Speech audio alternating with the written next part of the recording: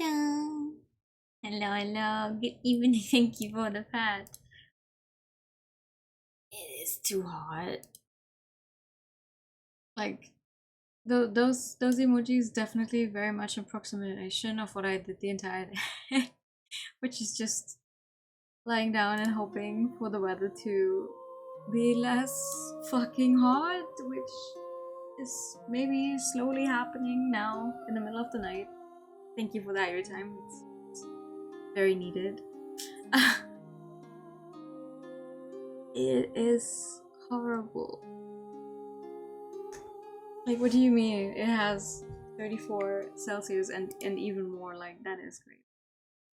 No one needs that. No one needs it to be that hot. But here we are. Last time we managed to reach the second arc in A Tithe in Blood, which gave us a perspective change. And now we're currently going through like all of the days we've already seen, but from a different character's perspective, so also some very new scenes. But there's this dread. I have this dread about like, oh, like in the back of my mind, I'm like, why did Act 1 end the way it did? What are we working towards here? And the suspension until we get there is like, I don't like this. I don't like it one bit.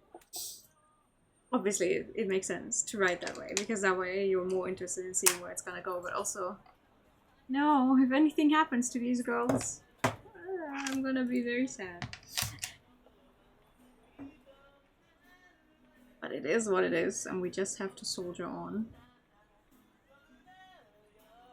Wait, where are we at exactly? I don't know.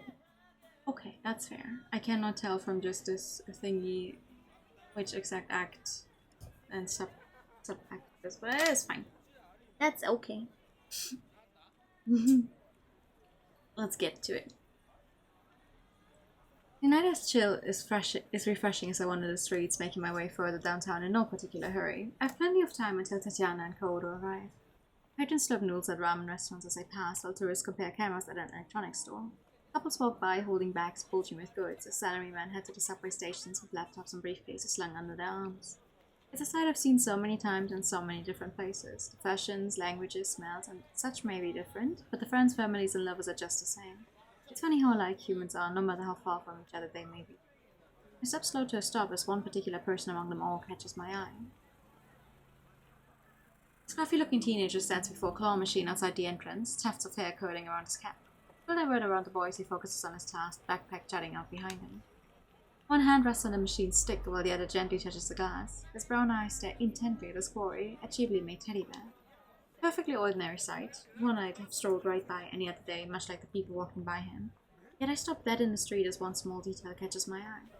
The toy moving inside isn't hanging from the crane, but floating. Looking back at the concentrating boy, it clicks as to why. Ah!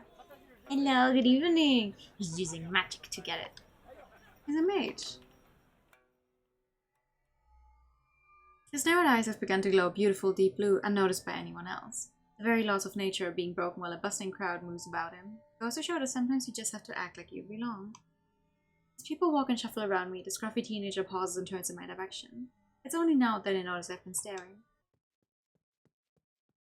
His face full of alarm, he takes a cautious step back before suddenly darting off down the road. I don't bother saying anything as he runs, the odd person he bumps into grumbling in consternation. I mean, it was just a teddy bear, it's fine. Not like we would have found on it.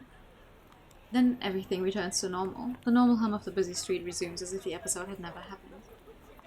So I begin to walk and join the crowd once more. As I pass by the game center, however, I notice something. Oh, he managed to get it! And now he ran away.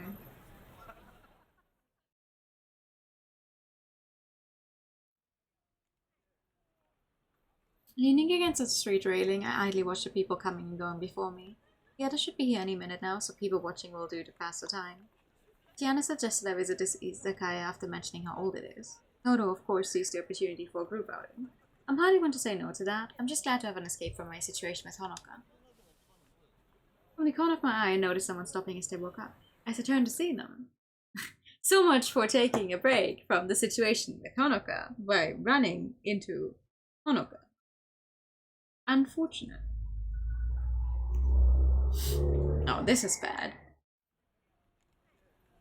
Thinking on my feet, I wave hello to Honoka and give a disarming smile. Even as I do, I quickly look over his shoulders to make sure none of the others are walking up. Konbanwa. Konbanwa. She gives a small bow, but I can tell this is a conversation she'd rather not have.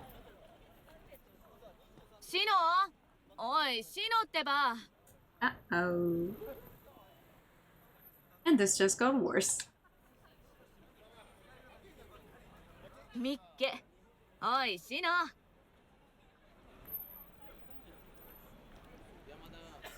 As she comes to an abrupt halt, my eyes peer over her shoulders. I'm surprised Tatiana isn't with her, but that's all the better.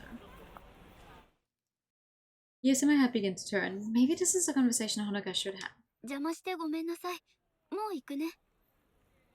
そんなことないよ。ちょうどよかった。ほのかちゃん、こっちは友達のカオル。どうも。She's clearly put off by Honoka now knowing her real name, but I don't trust Kaoru to keep her story straight if I gave her an alias. 浅川ほのかです。よろしく。私が勤めてる大学の学生なんだ。自己紹介も済んだことだし、 So 店 this に was 入ろう not か。 actually planned. Good to know.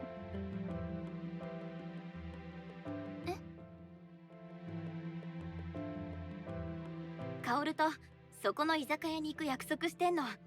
ほのかちゃんもおいでよ。多い方が楽しいし。ね。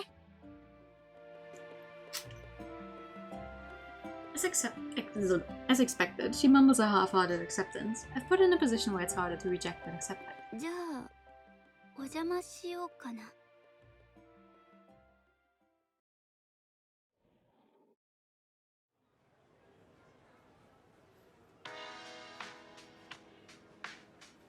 ほのかだっけ？まとめて注文するよ。何にする？ビールで地ビールをお願いします。フードは？まあ、好きなの頼みなよ。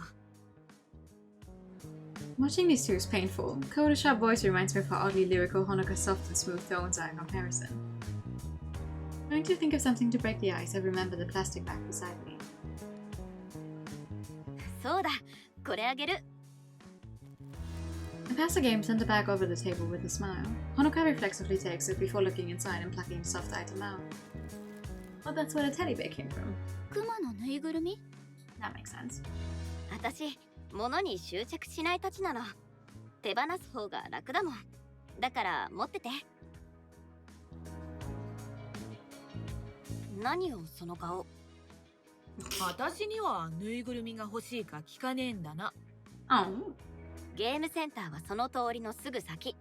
無駄遣いしたいなら行ってきなよ。その言い方、誰かさんそっくり。Considering she didn't spend a single cent on it. A waitress gets up and politely sets our beers on the table before us, taking off the caps before heading off to another table. Kaoru and I waste no time scooping up our glasses, but I notice a little hesitancy from our companion. The way she gingerly sips at her beer, in contrast to Kaoru's gleeful swig, shows she's not used to drinking at all. I quickly start on my own to stop myself staring at her. I'm glad I made it to Sapporo. The beer here is fantastic. It's not too hoppy while still having a rich taste that pushes it past the usual mass market beers.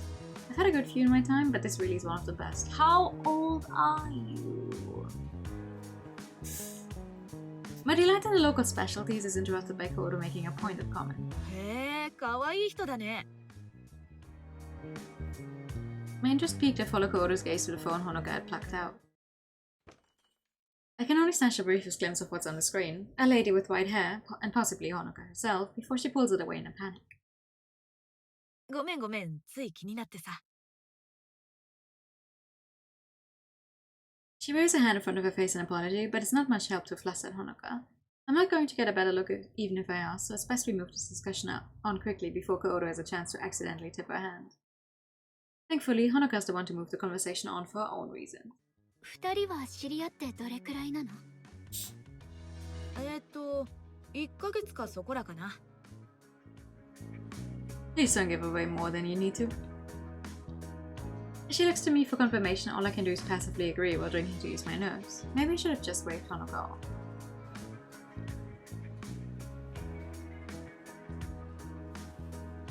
Putting Kaoru into conversation with me helps, to the point I have to hide a sigh of relief when I see Honoka checking the time on her phone. もう遅いし、そろそろ帰らなきゃ。誘ってくれてありがとう。全然いいよ。来てくれてありがとう。じゃあ、また来週、図書館でね。じゃあな、ほのか。今度また見かけたら声かけてよ。遊びに行こう。With that, she shuffles out of her seat and grabs her coat. お会計はああ、気にしないで。私が誘ったんだし、これくらい出すよ。ありがとう。She's clearly not the type to accept a free ride easily. Her nerves went out, however, as she swings her coat over her shoulders and gives a small wave goodbye. The two of us can't help but watch her leave, holding our breaths until she disappears out the door. As soon as she does, a wave of relief washes over both of us. Kodo practically deflates as she slouches back into her seat, helped a little by a half-drunk bottle of beer. Take a small swig of my own to settle myself. 思ったより緊張した。The expected quip from Kodo goes amiss. Looking over to her, she's finishing up a message on her ancient flip phone before sending it and clacking it shut. タチアナに問題なしって送っといた。驚いた。その古い携帯、まだ動くんだ。Yes. They're very subtle changes sometimes, but I like that they really went for it. Rather than take offense, she makes a now familiar gesture as she begins to lecture. 丈夫で安い携帯ってのは何年も使えるもんなの。これも人生を賢く生きるコツ。でもさ、あんなでかい女がどうやってパッと姿を消せるんだろうな。さっきくるりと向きを変えたと思ったらすぐ見えなくなっちまった。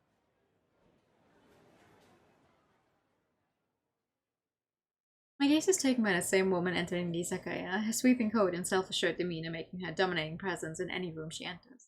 A quick glance around shows her where we are, Tatiana wasting no time in straightening up. 人口200万の都市でこうもたやすく総合できるとはな。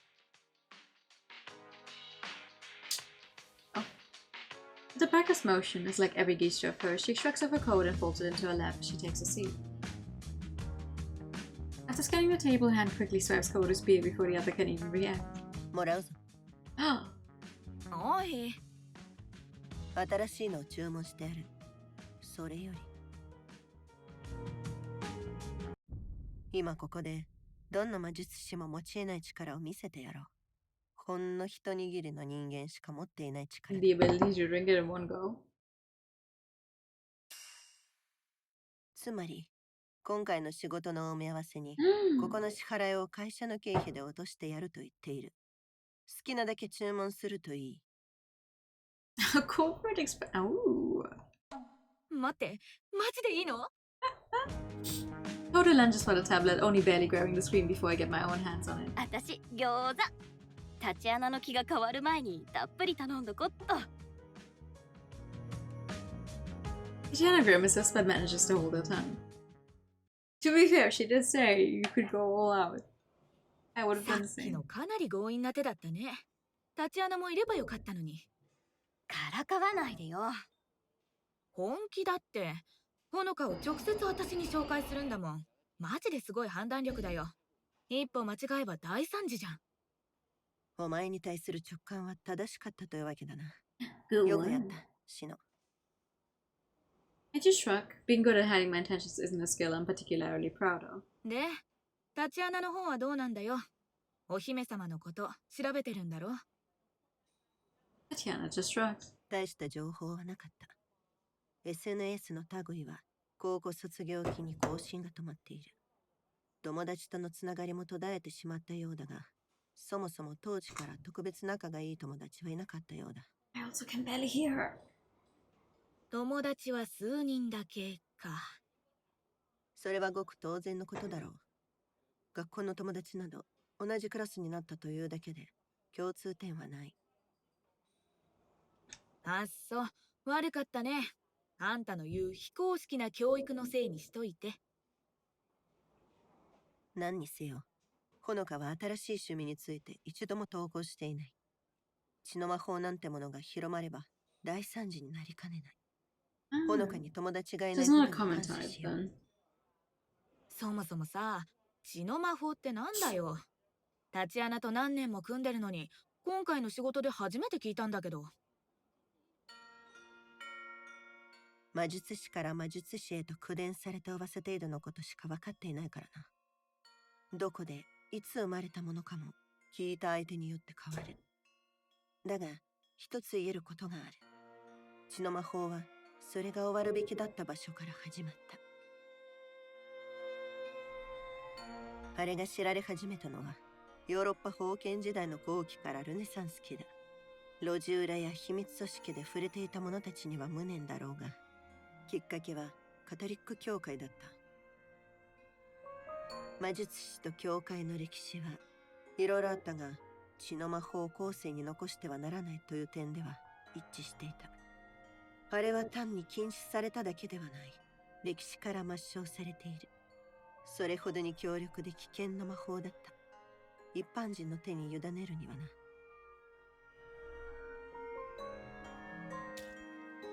How did Honoka get her into that book then? 勲章に暗殺、おびただしい人数の処刑を経て、その痕跡は徹底的に消され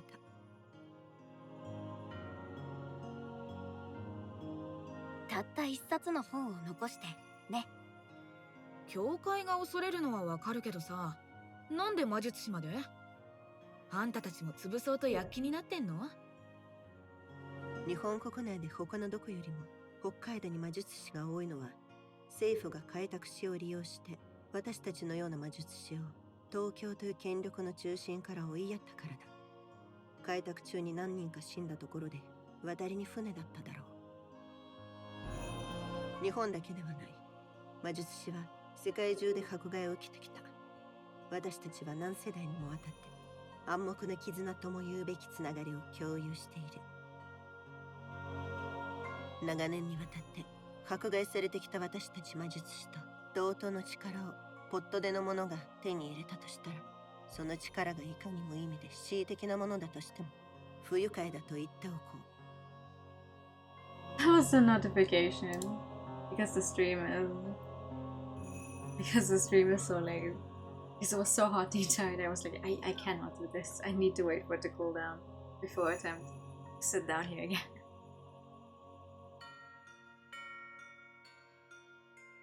たく、魔術師ってやつは Tatiana's fun. ほんとひねくれてるよな。 Company expenditures. もっと現実的な問題もある。噴書なんて情報統制は現代では通じない。今のご時世、情報がどう広まるか想像してみて。Tatiana gives a solemn nod. もしほのかがあの本のページを写真に撮ってネットにアップロードでもしてみろ。大抵のものは狂人の落書きの類だと思うだろうが、物好きな者が一人や二人試せばどうなる。あっという間にウイルスのように広がり、 Oh, 血の same. 魔法の実践は数十億人の知るところとなる。 We also have doors and windows open to try and get some fresh new air in, but you also get like all of the noise of the street in, so it's eh. ほのかが手にしているのは世界を変える力だ。でも、あの子は自分を囲った壁の先を見通せてない。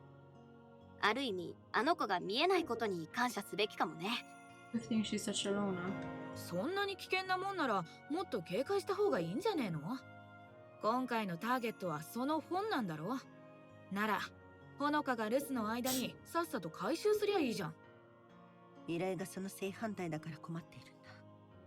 米原様が気にしているのはほのかの身の安全だ。ほのか自身も周りのことを懸念しているが、本はあの方の興味の範囲外だ。言ってしまえば私の課題だ。Sora throws back her head and groans loudly. I can't say I'm entirely pleased about it either. おかげで話がめんどくさくなってるってわけか。Easy answers, not in this game. 3つ目の問題もある。米原様には安江という姉がいる。姉はずっと前に米原様の手で封印されたのだが、まさか彼女が生きているとは誰も思わなかった。ほのかちゃんが安江さんを見つけるのに使ったのが血の魔法ってわけか。Sora snaps her fingers, her face lighting up in realization. あ、それがさっきスマホの画面に映ってた人か。安江を見たのか。ああ、ほのかがスマホのロック画面に自分と年上の女の人の写真を設定しててさ、それがきっと安江だろう。なるほど。あり得る話だ。まさか安江を拝めるチャンスが巡ってくるとは思わなかった。If only I'd managed to get a better look before she snatched up her phone. The idea does plant a seed in my mind though, which I keep to myself. でもさ、なんで血の魔法みたいなめちゃくちゃなものを使い続けるんだろう。別にさ、ほのかは。This realization dawns on her and then all of us. Koda's face scrunches up as if a child encountering a bit of food. I can't say it exactly makes my day either. なんか私たち恋人の仲を引き裂こうとしてる悪者みたいだね。結論を急がないようにしよう。それが私たちがほのかの監視を続ける理由の一つだ。ほのかが深みにはまりすぎたら状況をコントロールする準備を始めよう。それに安井の意図もわからない。あの魔術師がそれほどまでに長い間封印されていたのなら、どんな手を使ってでも解放されようとするだろう。She looks to me, but all I can do is nod. That's why he placed someone so close to her despite the risks. I don't like it, but at least this is all to keep him safe. Or at least that's how I justify it to myself.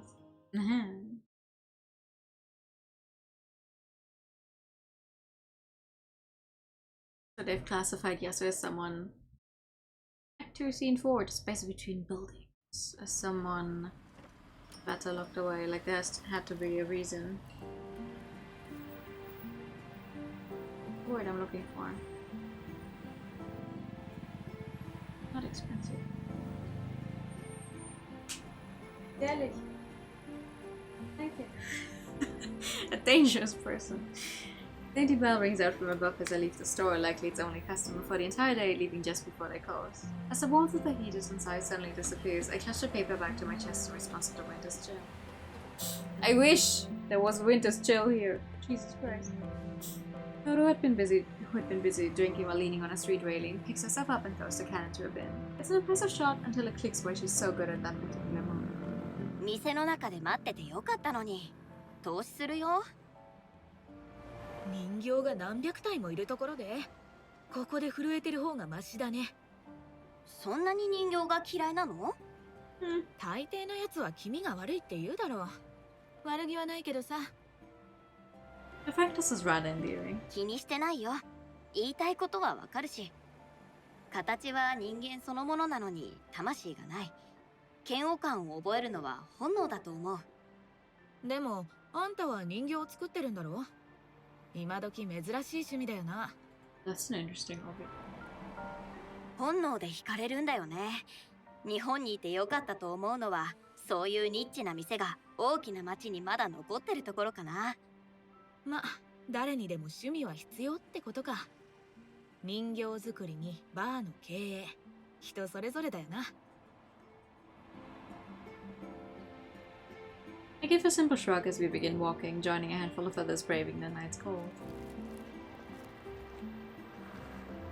Checking inside the bag, I quickly go over what I intended to buy. So pals, materials, brushes, everything's in there for my first big project since coming to Sapporo. Satisfied, I look back up. 外国にいたみたいな言い方だな。そうだね。いろんなところを旅したよ。でも、ああいう店が残ってるのはやっぱり珍しいかな。面白いやつもいるんだろうな。私は北海道から出たことねえから羨ましいよ。Up ahead, I notice a freckle-faced foreigner glancing at the phone while looking this way and that. her red ponytail swishing about. Toto seems to notice the apparently lost tourist society who's stopping in her tracks. 世界を見てきたのは私も同じ。まあ見てな。Oh. With a smirk, she skips ahead towards others. Towards her. I could have easily helped, but now I'm curious to see what comes of this. Without a moment's hesitation, Kodo asks if she needs help in perfect, if extremely informal English. It's a little charming to see the woman's face light up at hearing a familiar tongue, who conversing fairly naturally. The tourist goes on her way to a hotel after bidding farewell, Kodo beaming with pride as she waltzes back. I have to admit, I'm a little speechless. な、どうよ、驚いただろ。うん、素直にすごいと思った。どうやってあんな英語を覚えたの？タチアナから非公式な教育を受けてたって聞いたけど。The pride she'd felt earlier seems to escape like air from a balloon, her shoulders slumping. She didn't think that through, she didn't think I'd question it. 私は過疎が進む田舎の町で生まれてさ。一緒にいてくれるのは姉貴だけだった。そんな状況だと逃避する手段を求めるもんだろ。私らの場合、それがアメリカのアクション映画だった。子供の頃はそれが全くの別世界みたいでさ。希望があってヒーローがいる。貧乏暮らしとは大違い。両親は？父親は私が生まれる前にどっかに消えた。母親は今も多分実家で飲んだくれてるんじゃねえかな。ごめん。謝らなくていいよ、知らなかったんだし。みんなが幸せになれるわけじゃねえ。それに少なくとも今は過去のことだって言えるしな。でも過去の全部が悪いことじゃないでしょ。タチアナと出会えたんだし。そういえばタチアナとはどうやって知り合ったの？全然共通点があるように見えないけど。いかにも貴族様な女と私みたいな底辺がどうやって知り合ったかって、そりゃ気になるよな。Kodo's usual smile fades as she slows her pace before finally coming to a stop. People maneuver around us, barely glancing as to keep walking on their way.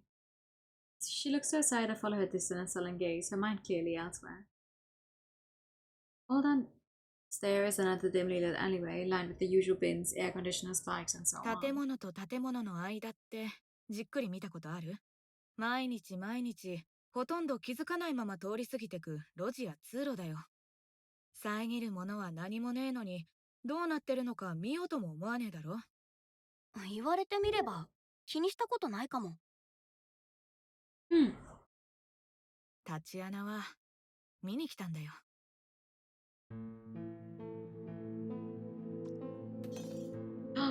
あの暑い夜は忘れられねえ。タチアナが立ち止まって私を見てた。見返した私は目をまん丸にしてたと思う。驚いてナイフを落としちまってさ。今までに聞いたことがないくらい大きな音がしたような気がしたよ。タチアナはただそこに突っ立って血と汗にまみれた殺人犯を眺めてた。それがおかしな表情でさ、何年経っても記憶に焼き付いてる。驚いてたってこと？それが変なところでさ、あいつ私を家に連れ帰ったんだ。古い浴槽で体を洗ってくれて寝床を用意してくれた。次の日、私が家を出る前に飯を用意してくれてさ。なんて言ったと思う？現場に証拠を残さなかったかだけだよ。私の過去については一言もなし。私が首を横に振ったらいつでも戻ってきていいって言ってくれてさ。で、一緒にいるってわけ。That's one way to meet for sure. 慈悲だったってこと？ She abruptly breaks her introspection, throws back her head with a howl of uncouth laughter, drawing glances from passers-by. 慈悲？タチアナには一番無縁の感情だな。そういや、あの時と同じ表情を見たのはあれから何年も経ってからだったな。美術館に行った時のことでさ。私の趣味じゃねえのは言わなくてもわかんだろうけど、タチアナにデートで連れてかれてさ。そこでどうしてタチアナが慈悲を見せたの？もしかして絵に？いや、客にだよ。何気ない好奇心をあらわにした表情を見て、目の前のものを理解しようとしてんのに、本当に分かってねえのを哀れに思ったんだってさ。Tithe and blood, yeah! Hi, good evening! Also, hi, TK! Good evening! How are you? タチアナは魔術師だろ？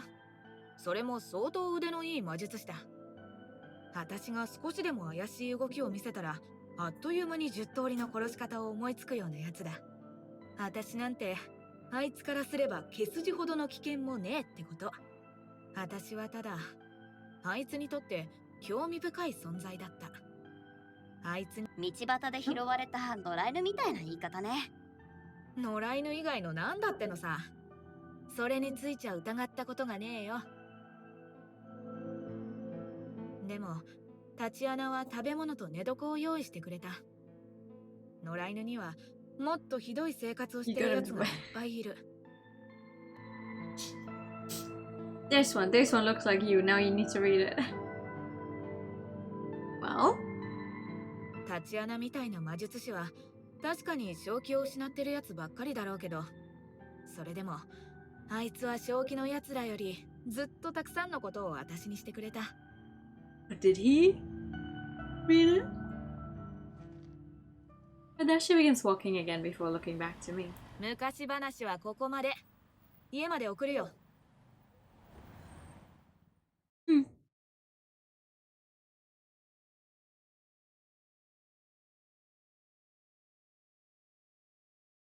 A long game.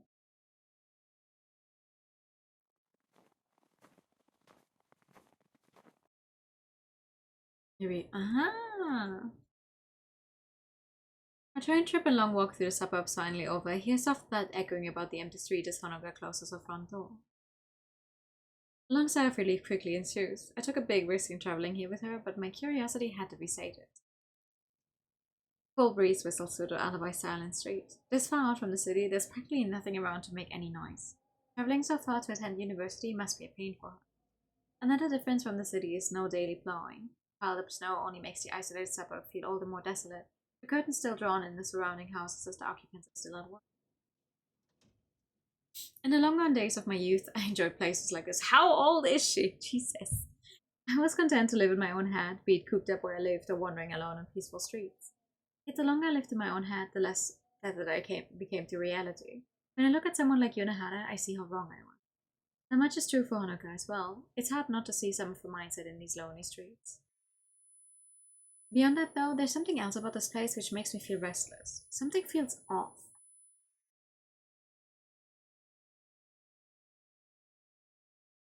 The sight of a familiar small car's hood peeking around a corner is a thankful reprieve from my thoughts. Tatiana had mentioned in passing that she'd arranged surveillance. Checking behind me for anyone following, I skip across the lonely street towards it. The windows may be fogged up, but I can tell who's in there. With a couple of taps against the passenger window to get her attention, I open the door and slide in. I need to brush a couple of empty noodle cartons and a receipt off the seat before sitting down. Hoda doesn't strike my Sydney type, and she doesn't disappoint here. That said, I do detect a faint hint of tobacco in the air. I've never seen her smoke since I've met her though, which makes me guess she must have quit recently. A good thing for sure, but I wonder why. Maybe for Tatiana's sake, I'd like to think. お疲れ。こんなところで会うなんて驚いたな。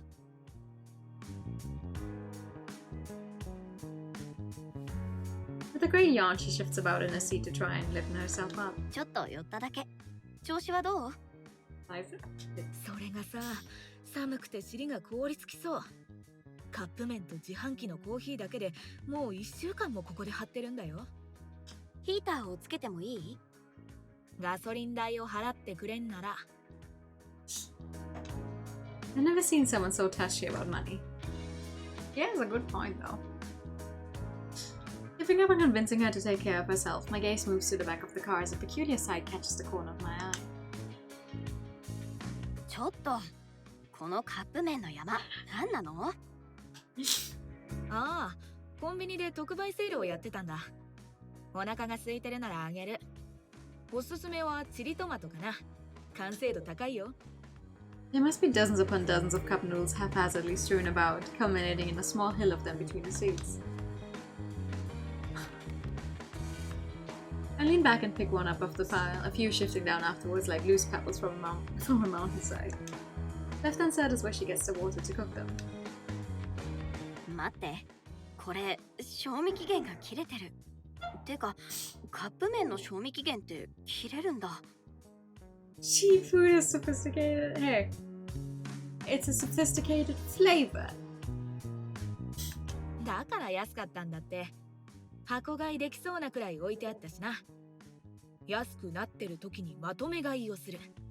これもライフハックだ To よ。 be fair, what exactly can expire on cup noodles? She's never one to shy from giving advice as if she were my elder. Deciding against a generous offer, I chuck mine back onto the pile in the backseat. I don't want to think too hard about how she lives day to day. タチアナに監視を命じられたんでしょ？面白いことはあった？ She gives an amused snort in あ reply. の子、ハンデをしたような生活だね。あんなに時間に正確なやつは初めてだよ。私の読み通りなら、もうすぐ書斎に現れる。見てな。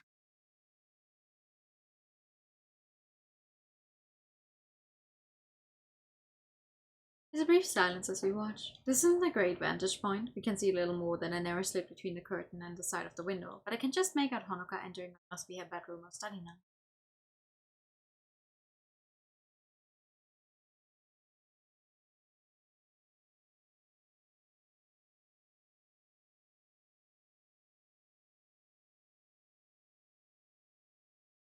It's hard to make out what she's exactly doing, her head bobbing up and down as she checks something. I strain my eyes to see, but it's little use. 何してんの？多分血の魔法だろうな。でも面白いのはここから。あと数分待って。The blood magic is a non-interesting part, that's crazy.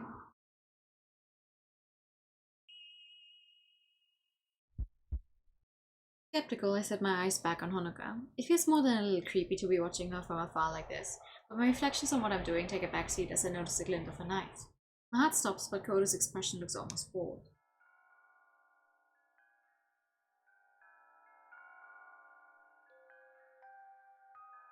Taking a gulp, I watch the knife press against her arm, her face looking pained. I desperately want to race into her house and stop this at once, or at least call an ambulance until...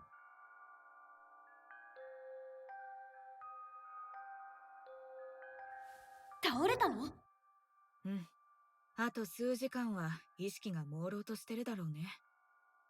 This business does seem to be getting to Kodo as well, with a grimace forming on her face even as she tries to play it off. つまり、ほのかちゃんはこの世界に体を残して、あっちの世界に行ってるってこと？そんな感じ。魂がふらふらお散歩してる間、体はおねんねしてる。立ち穴は全部調べてあったよ。あいつなら当然だけどね。The show now over, Kodo relaxes back into the seat while holding the back of her head with her arms. てかさ、なんでシノがここにいんの？付き合ってくれんのはありがたいけど、ほのかに見られんのはやばいじゃん。ああ、それなら大丈夫。家まで一緒に歩いたんだ。はあ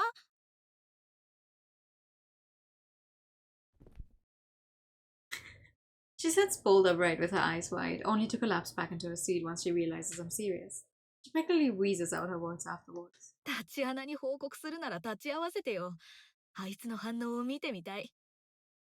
Aside for the fact that Honoka nearly figured me out as well, she's a shrewd woman. A few seconds more and I'm sure I'd have been in trouble. Yet Tatiana and Kodo are here, watching her every move and having worked out her daily routine to the minute. It's strange how two parallel games are being played. I can't help but worry how our two worlds will meet. そうだ、ここから市内までは少なくとも1時間はかかるよね。どうやって帰るつもり？ I give an awkward smile in reply. ああ、聞くんじゃなかった。Didn't think that far. With that, she throws the car into gear and turns the key. It'll be a long drive from here. Oh,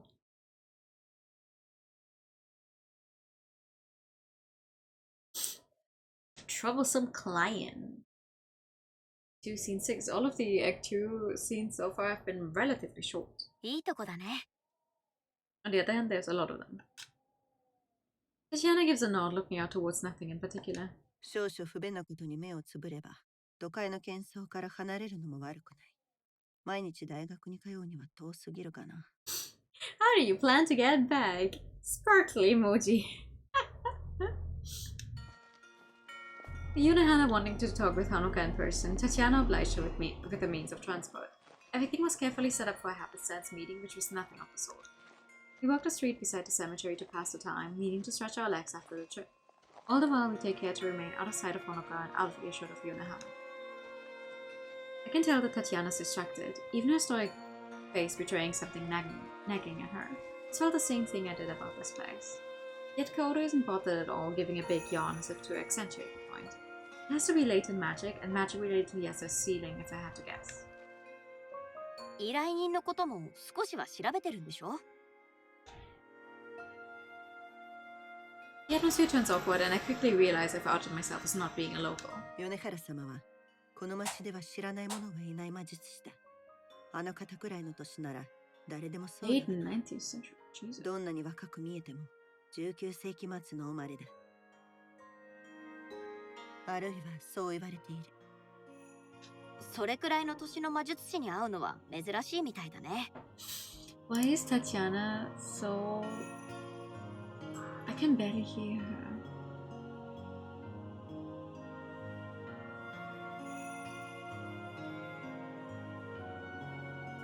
Mm. 長い年月を経ると、人は少しおかしくなる。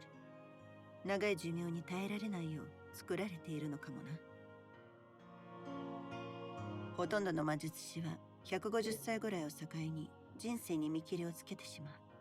人が生きてるうちに見るものを思えば、私にはまだ理解できないが、そういうものなのだろう。米原さんは普段ほとんど姿を見せないし、今までに聞いた話も全部あんたの言う噂ばかりなんだよね。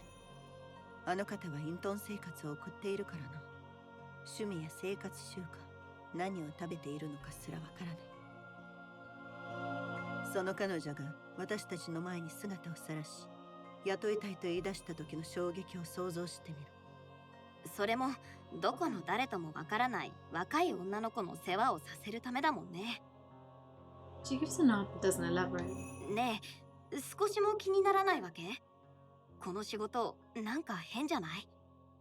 余計な詮索をして痛い目に遭う気はない。米原様なりの事情があってのことだろう。それにあの本を処分するいい機会だった。私が聞きたいのは薫の意見だ。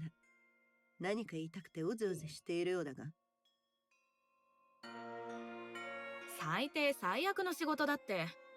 あのばあさんが決断するのを待って、次は運転手扱いされて北海道中を走り回ってんだよ。タクシードライバーを名乗った覚えはねえよ。私の方こそお前のセラピストになるなんて聞いていなかった。そういうタチアナこそどういうつもりだよ。他の仕事ならともかく全然らしくね。あんたがこんなに親切なんて初めてじゃん。米原様は金払いがいい。金の出所は知らないし知りたくもないがな。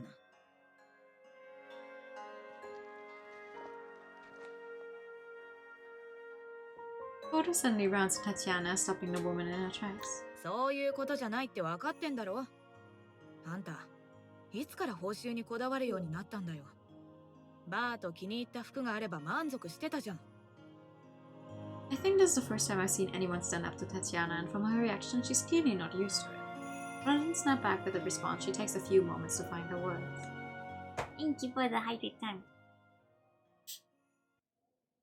End with that.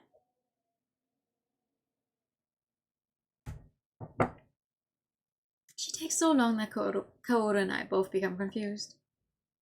どの魔術師も自分の体を多かれ少なかれ調整し、少し練習すれば武具を召喚できるようになる。ただし、それよりも高度の魔術は珍しく、使用者固有の能力だ。私たちはそれを、米原様はかつて私に才能を見せてくれた。本当の魔術の技を。When he gets to you first. Well, I already did it today, so already. Duolingo cannot get me today. 私は恐怖し、何日も眠れなかった。It take a lot to rattle her. In contrast to my concern, Kaoru simply blurts out what's on her mind. それで、どんな才能だった？一般人の社会のことは知らないが、魔術師は互いの秘密を守るものだ。この仕事から降りたいなら聞かせてやろう。聞いて今すぐ帰るといい。だが私は一人でも続ける。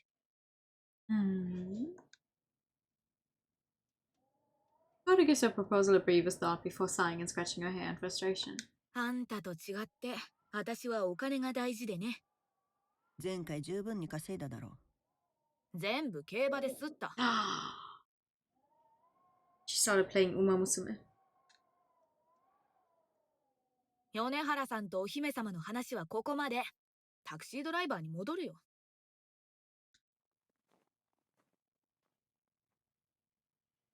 Kaoru slinks away, hands sunk into her pockets like a sulking school child. My very sad was that Tatiana afterwards earns a confused review. その表情は何だ？私に同じ提案はしてくれないわけ？お前が独りよがりなゲームをしているのは分かっている。だが、思っているほどうまくいっていないようだな。私が信用できないってこと？信用に値するか、見せてもらうのが先だ。With that, we follow Kaoru to the car ahead. I take one last look toward the quiet suburb, the streets silent save for the footsteps of our small party. I also trust Shino. Tatiana hurries to hold the back door open for the approaching Lady Yonohana, her black shawl covering her brilliant vermilion kimono underneath. I make sure to slip in unseen from the other side, lest Honoka notice me. As I turn up the key twice over, the engine finally wakes from its slumber and wheezes to life. Perhaps it's from nerves around Yonohana, or simply the icy conditions, but Kaoru's driving proves unusually careful today. A certain tension hangs in the air, of questions piled high yet unable to be set. Questions pointed directly at the dour woman in our midst. Tatiana seems to have made her peace with this, but Kaoru is visibly distracted. Can't blame her. 聞いてもいいかな。ずっと気になってたんだ。どうしてもと言うなら。あんたの姉が封印されてるとかどうとかって話だったよね。で、ほのかが、ほら、そこに行ったとか、こっちに来たとか、とにかく方法が分かったってこと？ The way Kaoru is tripping over her words is almost painful to hear. Her partner beside her remains silent, comfortable to let the situation play out. Yonohana replies with the same apathy she endows upon everything, her gaze still pointed out the window beside her. 時々、あの娘は両親の墓に話しかけていた。あまり気に留めていなかったが、ふとあの女が好きだった芝居の話になった。そしてすぐに姉の名を出した。つまり、ほのかがきっかけでお姉さんのことを調べ始めたってこと？そりゃきついわ。No reply comes forth, save the sound of traffic around us. A discontented mumble from beside me is all that's said for the rest of the journey. 何が忠臣蔵よ。バカバカしい。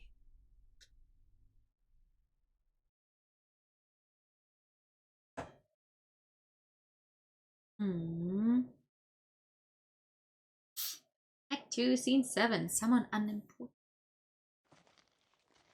One foot after another, I plod along the snow-covered path towards Honoka's home. Wary of my joints seizing again in the increasingly bitter winter, my pace is slower this time around. After our talk in the library, it's now clear that Honoka's fallen for Yeser. Things are going to get complicated now that I've lost my chance to gently pull her away from blood magic. That's why I had to call in sick to the university. It's inevitable that things will eventually come to a head, but I want to see things for myself beforehand. With Honoka attending lectures and now knowing what Kaoru can and can't see around her house, the stage is set for my own intervention. Tiana might be too cowed by Yonohana to do this, but I have no such apprehensions. Shame, really. Looks like I won't be earning her trust anytime soon.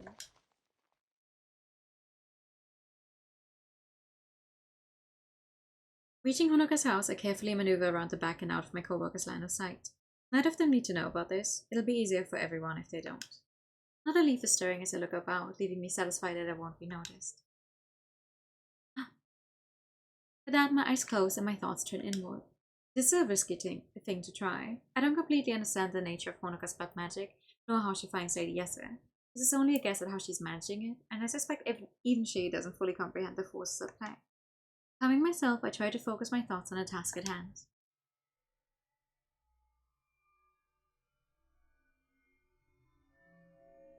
Ooh!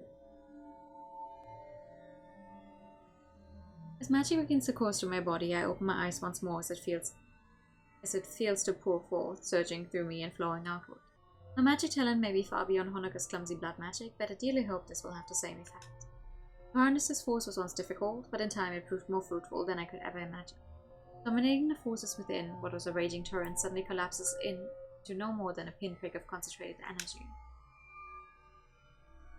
Just a little more and my soul will be torn away from its physical form. A little more and... Ooh!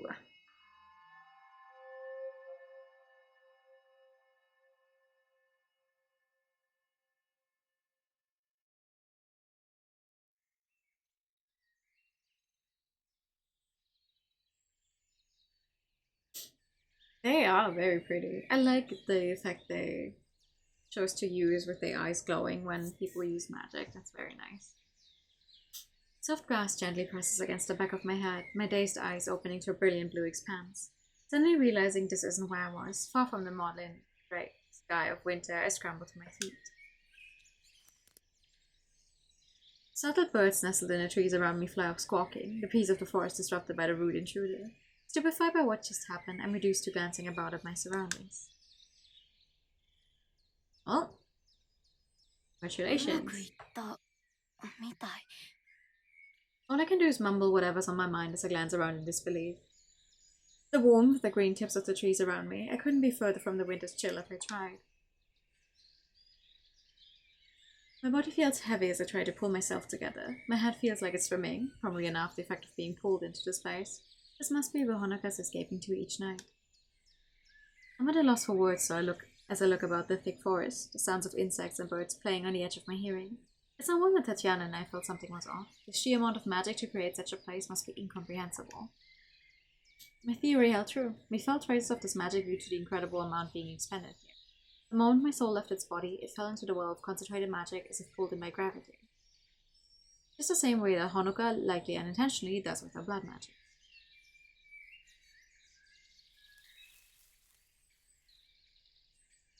Scuffing my feet on the ground to check that this conjured ground is safe, I'm met by the reassuring feeling of dirt and grass against my shoe. As much as I'd like to play in this strangely familiar world, I know I need to move on. With that, I begin walking, not toward the pillars of smoke in the far distance, but towards a closer destination. I feel like Alice venturing deeper into Wonderland. Yes, it will find me in good time, so I let my sense of wonder guide me along the yellow brick road for now.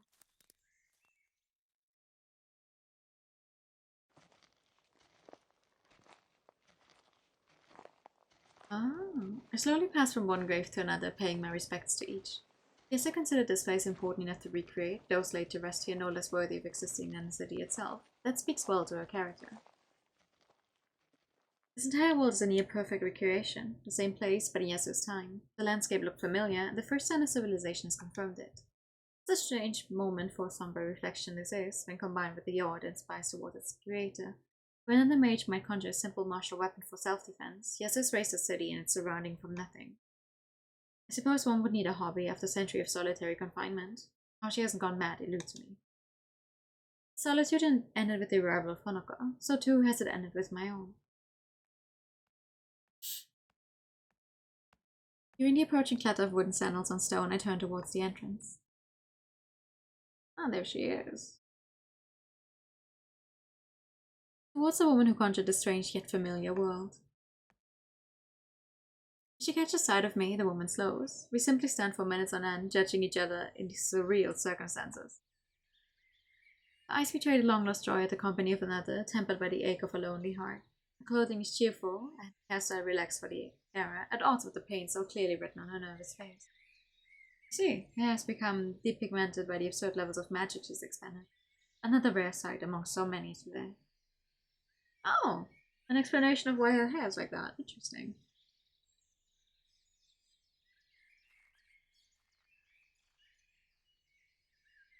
Yesa tries to speak, but the words fail to come. I offer an unassuming smile in response before strolling past her. To say I don't have anxiety about being in the domain of such a powerful mage would be a lie, but I do my best to mask it with casual indifference. どこへ行くのかしら。私たちみたいな人間は墓地にふさわしくない。魔術で死者を冒涜することになる。Not hearing any footsteps from behind, I pause and turn back towards her. ねえ、ついてこないの？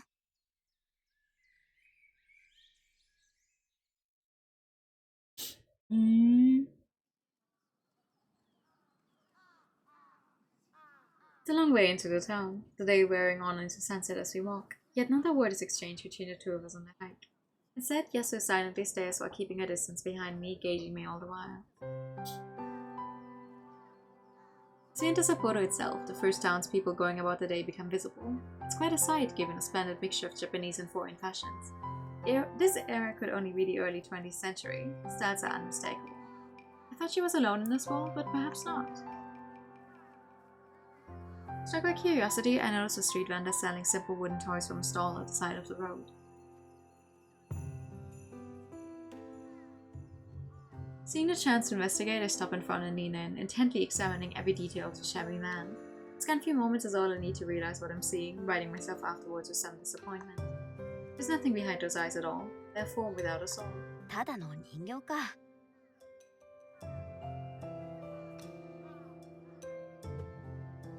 Realizing there's little point in bothering to interact with this Potemkin village, I pick up a wooden toy from one of the stall's trays, a ball attached to a handle by a string, and begin idly fiddling with it. Sometimes I get the ball to come more often not. Yes is an odd person. Her experiences have left her more anxious of me than I am of her. I feel more emboldened around her now, given how little she lords her power over me. 大抵の魔術師は剣や槍を出すのが精一杯なのに、よくもこんな細部まで鮮やかな街を作り上げたもんだね。感心するよ。Soon growing bored of the children's toy, I place it back on the stall and turn back towards her. でも、そんなことができる魔術師が封印されてから1世紀経ったとはいえ、現代に至るまで知られていないのは腑に落ちない。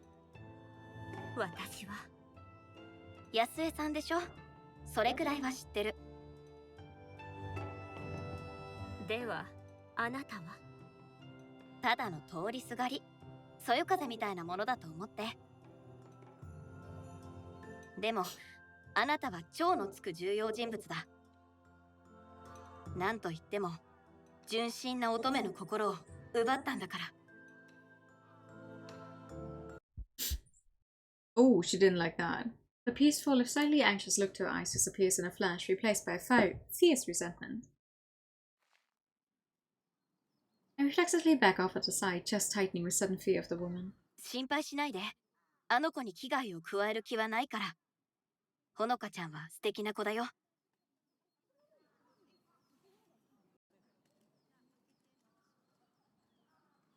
I slowly leaves her as Yessa realizes the honesty in my words. Taking the opportunity as she lets down her guard, I decide to push the matter. それが、私がここに来てあなたと話したかった理由。私は、ほのかちゃんに害が及んでほしくないと思ってるけど、安江さんも同じ気持ちなのかな？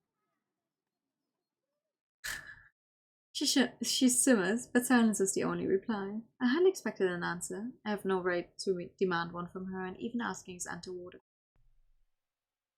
Oh. あなたは全てを知っているのね。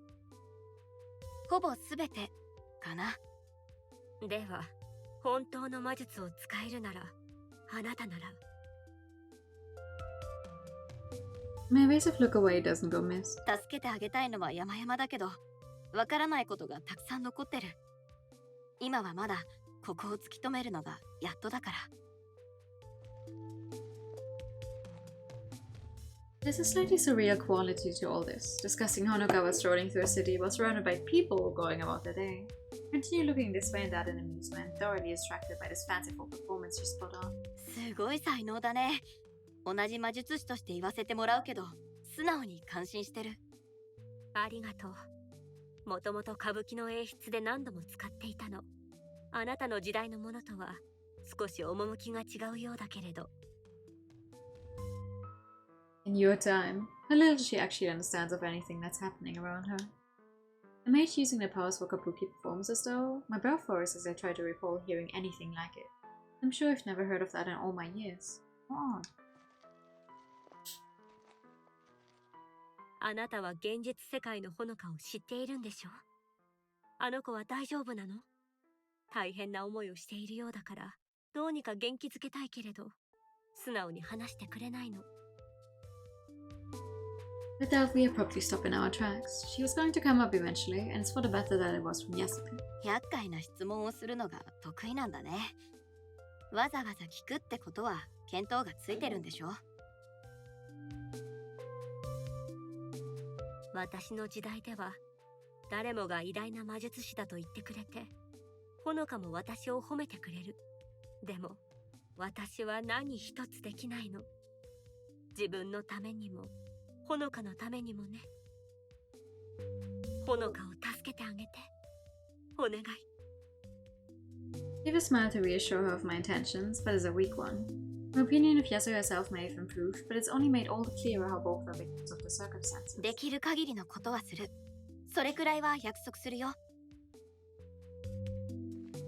じゃあ、そろそろ行かなきゃ。私が歴史学者ならここに残りたいところだけどね。あなたの作ったこの世界、本当にすごいよ。でもね、私はあなたに会いたかっただけだよ。安江さんをこの目で見ておきたかった。では、あなたの判断は？私が何か言っても何も変わらないことはもう分かってる。それに、愛し合う二人の中に口を挟む権利なんて私にはない。Oh. I couldn't help to tell the purity of her feelings for Honoka from such a brief meeting, but my worst concerns are gone. Unfortunately, that only makes the separation all the more tragic. Yasu's desire to keep me here, if just for company if nothing else, is written clearly to her face. Yet we both know she can't prevent me from leaving. It's not like I can help her escape this place, and I better not dawdle either. It would be awkward if someone were to find my lifeless body in the real world, especially if it were Honoka herself. To let go of the grip my magic has on me, the now familiar feeling of soul transference twists and distorts my senses. It's an unsettling feeling, one I could never quite get used to, and one I feel sorry for Honoka being forced to experience so often. My sense of self withers and wanes, one last thought comes to an end as I leave this world.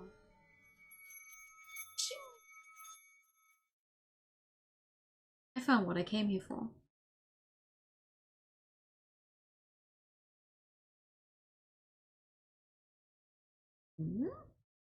Act 2, Scene 8, Crossing the Rubicon.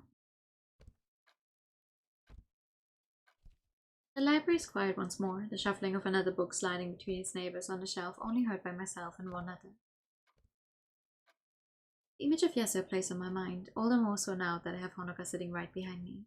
As sorry as I feel for Yasuo, there's nothing I can do. I'd rather doubt there's anything Honoka could do right.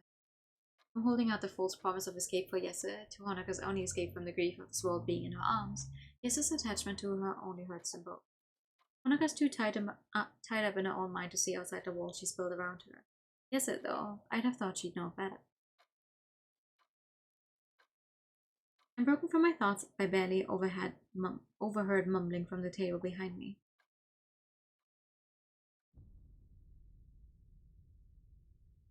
夏も冬ももはや私を傷つけることはない。暑さも寒さも感じられないからだ。兄弟よ、希望は等しく虚しい。She surely hadn't intended for me to hear that, but it's as good an excuse as any to try and strike up a conversation. The window feels like it's narrowing for anything but drastic action. その本好きなの？ She looks a little shy but reluctantly イ replies. ザベラ・ディモーラの詩集。注釈が書かれていて、時々読んでるの。へえ、そうなんだ。イザベラを知っているの？全然。にしてもよく読めるね。それ、イタリア語で書いてあるんでしょ？時々思うんだよね。読書家のほのかちゃんの方がこの仕事に向いてるんじゃないかって。本が好きじゃないの？最近じゃネットの記事以外ほとんど読んでないな。それにイタリア語なんてさっぱりわかんないし。なんだか自慢してるみたい。その逆だよ。むしろ恥ずかしく思ってる。この大学の学生ってみんな私よりずっと優秀なんだもん。私なんて学ぶ時間がないわけじゃないのに、怠け癖のせいで何にもしてないだけ。人生で学べる時間なんて限られてるのに。ああ、時間がないわけじゃないよ。それは確かなんだけどね。私はどっちかっていうと広く浅く勉強したいタイプみたいって言えば通じるかな。Monika's response is to look past me and out the snow-covered window. Once again, I find myself unable to keep a grasp on Honoka before she slips away into introspection once more. As I think about putting away the now empty box or return books, Honoka mumbles something so as much to herself as to me.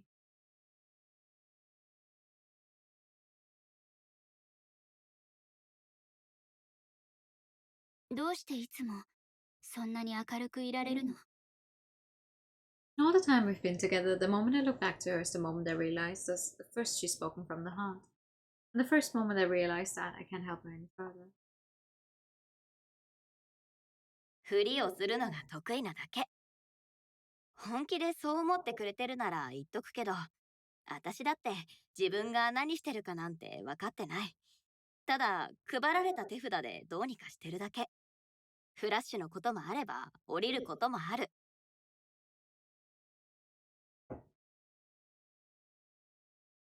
A horrible silence echoes about the room, louder than any batch of students who pass through. She thinks over my words in earnest, rolling them over in her mind behind a lowered gaze. Yet there's nothing there. No reaction, no spark of hope. Just a pit, a horrible, lonely hollow, which some cheerful platitudes could never fill.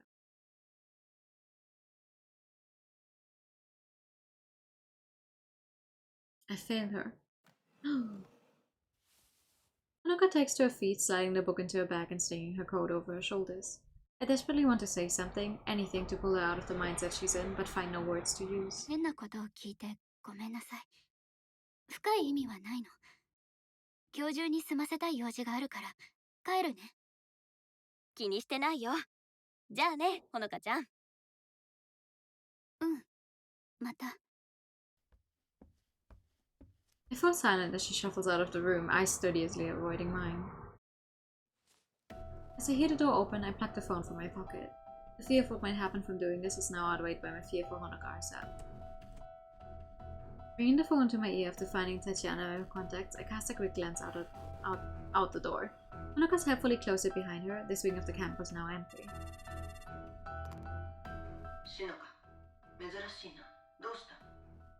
Tiana's curious voice sets my heart racing. I don't know how long we have. Perhaps this is already too late. 今すぐ行動に移そう。米原さんがどう言おうと構ってら。どうした？何かあったのか？ほのかちゃんが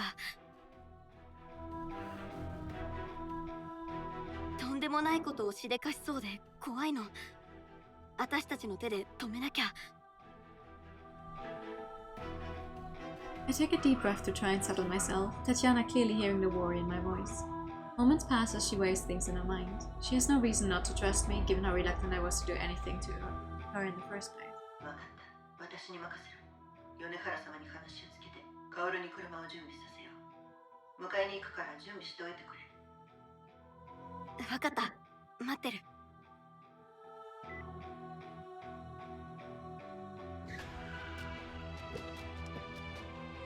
Lotus driving was as fast as it was terrifying given the conditions, but even so, the daylight is already waning as we file out of the car. Tatiana looks as ready as any of us to make a move given the temperature out here. The streets are empty as we gather behind the car, clouds forming with each of the wrecks. さて薫、とうとうお前の出番だ。トランクを開けてパーティーに持ち込んだものを見せてもらおう。 With that, Koda reaches down and pulls up the trunk with an eager grin. She mentioned on the way here that she brought something useful along. Oh my. Something useful is a shotgun, okay. Yes. すごいだろう、この木製のストック、オリジナルのままだよ。 Thank you for the follow, come in. Tatiana and I look at each other with concern. ただの骨董品みたいだけど。言っとくけど、この骨董品が第二次世界大戦中にロシアからドイツ軍を追っ払ったんだからな。ドイツ軍を追っ払えるくらいなら、私の役にも立つって。I guess. それに、闇市場で襟好みできるわけねえだろ。いいか、私たちがここに来たのは本を回収してほのかを確保するためだ。銃を振り回されるのは気が進まないし、米原様。分かってる。自重するよ。でも、こじれ出したら引き金を引く。これまでもそうしてきただろ。Tatiana holds her tongue for some time, clearly trying to work out a way to dissuade Kaoru before eventually sighing in defeat. ちゃんと頭を使えよ。Oh boy. 冷静にってことだろ。任せなって。Leaving no time for further protest, Kaoru grabs the rifle by the receiver and makes off for a vantage point, the weapon sling swaying this way and that. I will give her one thing. As she's an athletic sword, the woman is skipping over fences with ease. シノ、段取りは分かっているな。私は表立って戦うタイプじゃないからね。二人が戻ってくるまで車を温めとく。それくらいならできるよ。確認しただけだ。それに心配しているのはお前のことじゃない。I'm lucky her mind's stuck on Kaoru. Well, if this goes according to plan, I should get back to the car in time anyway. ほのかを捕らえに行く。5分後に会おう。ヒーターをつけたままにしておいてくれ。Oh boy. With that, she pulls the trunk closed, the opening act for our own play beginning.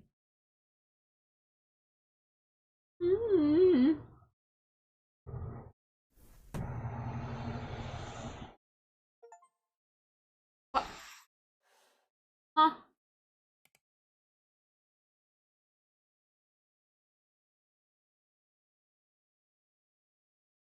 Act 3, Scene 1, the end of all things, but why did it look like a video playing? Act 3!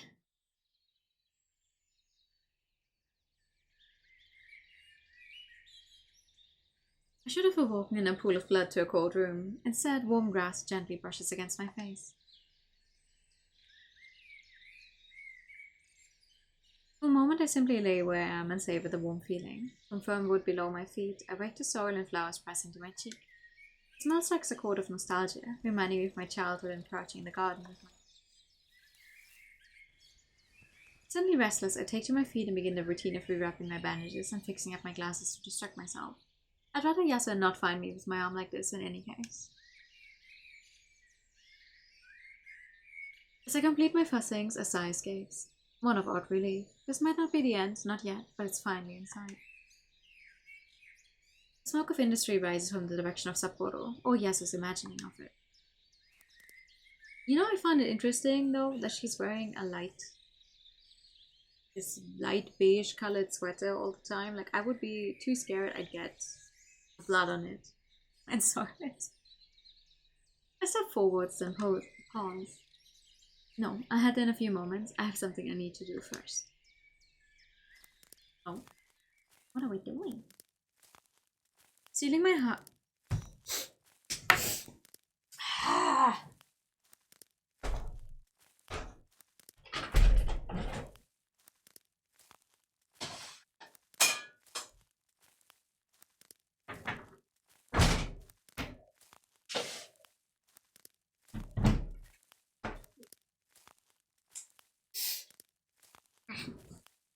Stealing my heart, I turn about and walk away from the city in the distance.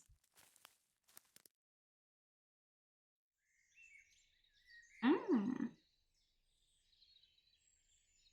knew as much. The cemetery in Sapporo's outskirts has existed for easily 100 years. The area may be smaller and the gate rather less ornate than it is in the modern day, but the dead lie buried all the same. It's incredible how Yasuo recreated such a vast area. Thank you for the follow, come in! The lot I stare at before me is empty, little more than a nondescript patch of grass. It'll be filled in 100 years' time. Even without the gravestone, it feels no less significant. I don't believe in any afterlife, nor any sort of spiritual ideas. Not for lack of trying either. Yet the grief I feel as I stare at this meaningless plot of land is no less real and cuts no less deeply. If I can't stay in this world forever, then at least I'll stay as long as I can, together with the one person who loves me.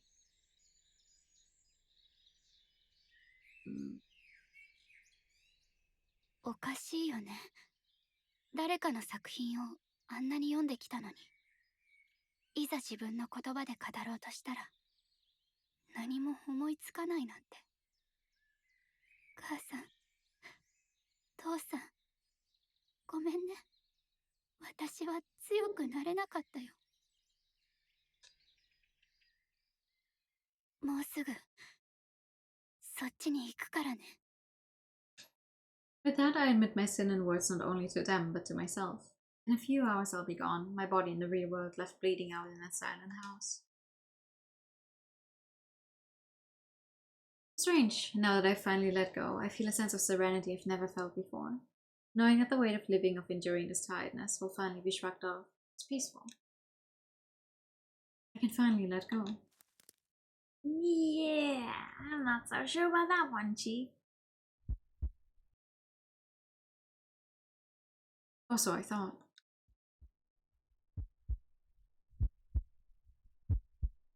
All thoughts stop as I look back up, my blood running cold at the sight before me. This should be impossible, and yet...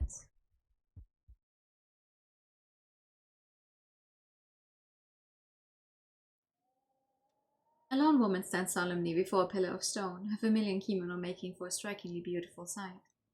The figure is unmistakable, but that woman shouldn't be here. She can't be here.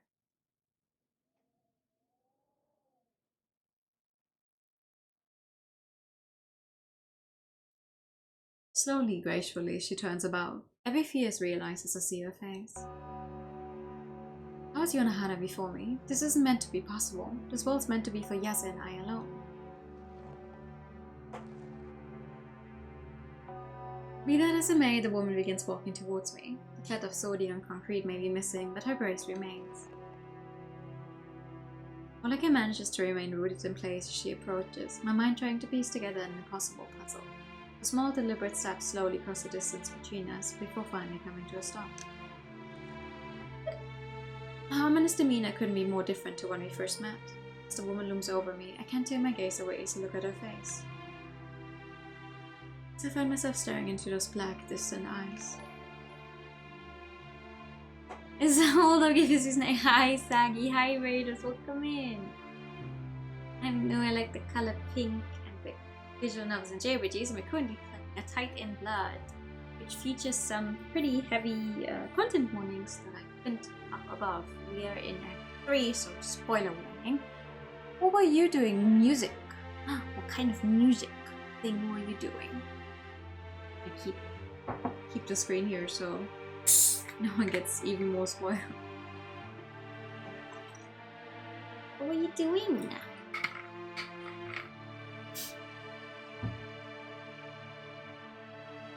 Some singy-songy. Oh, nice. And I missed it. Are you gonna keep the VOD up? Or is it like an unarchived karaoke?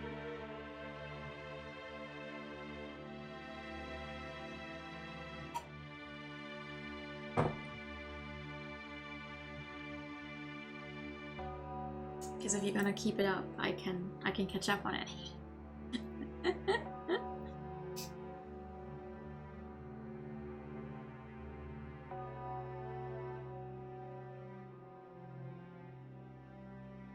Yonohana is a mage whose power I can only guess at. She lords it over me without a word, looking at me as if a human glancing downward at an insignificant ant. Nothing I can do, and nothing I can say could possibly affect her. From the Supreme Being comes a voice with no anger nor forcefulness. Rather, her sickly dulcet tone is laced with a malevolent edge. An edge which feels somehow not directed at me. 姉を知っているのでしょ？案内しなさい。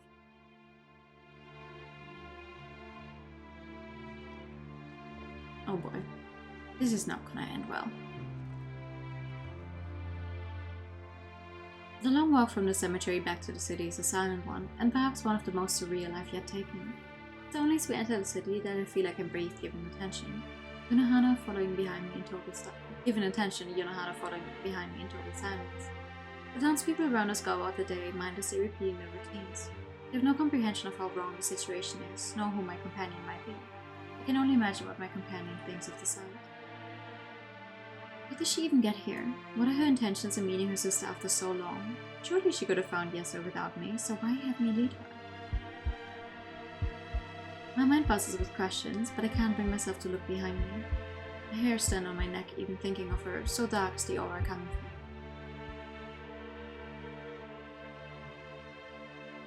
Turning the corner around the building into the main road, I see the thankfully familiar figure of Yeso in the distance. The reflexive smile when she catches sight of me is broad and genuine, more without so much as a second thought.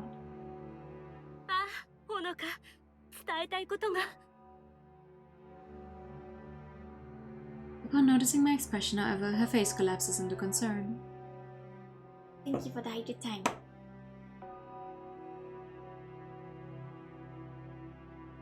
Then her eyes shift over my shoulder. Unable to hold back at the sight of her, I sprint forward to Yesu's side without so much as a glance backwards. I quickly shift behind her, taking some small comfort in having her by me. ごめんなさい、連れてきてしまって。いきなり現れて、私。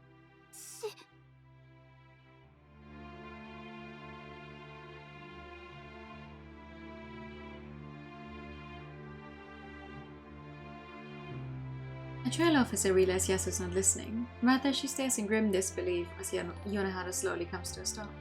She doesn't move nor blink. She hardly even breathes as she lays eyes on the one who sealed her away. Thank you for the follow, come in.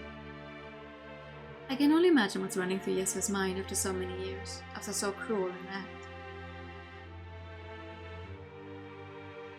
久しぶりだこと。100年よ。100年もの間、あなたが生きていただなんて。I'd expected Yeso to show some sense of fear or perhaps simple shock.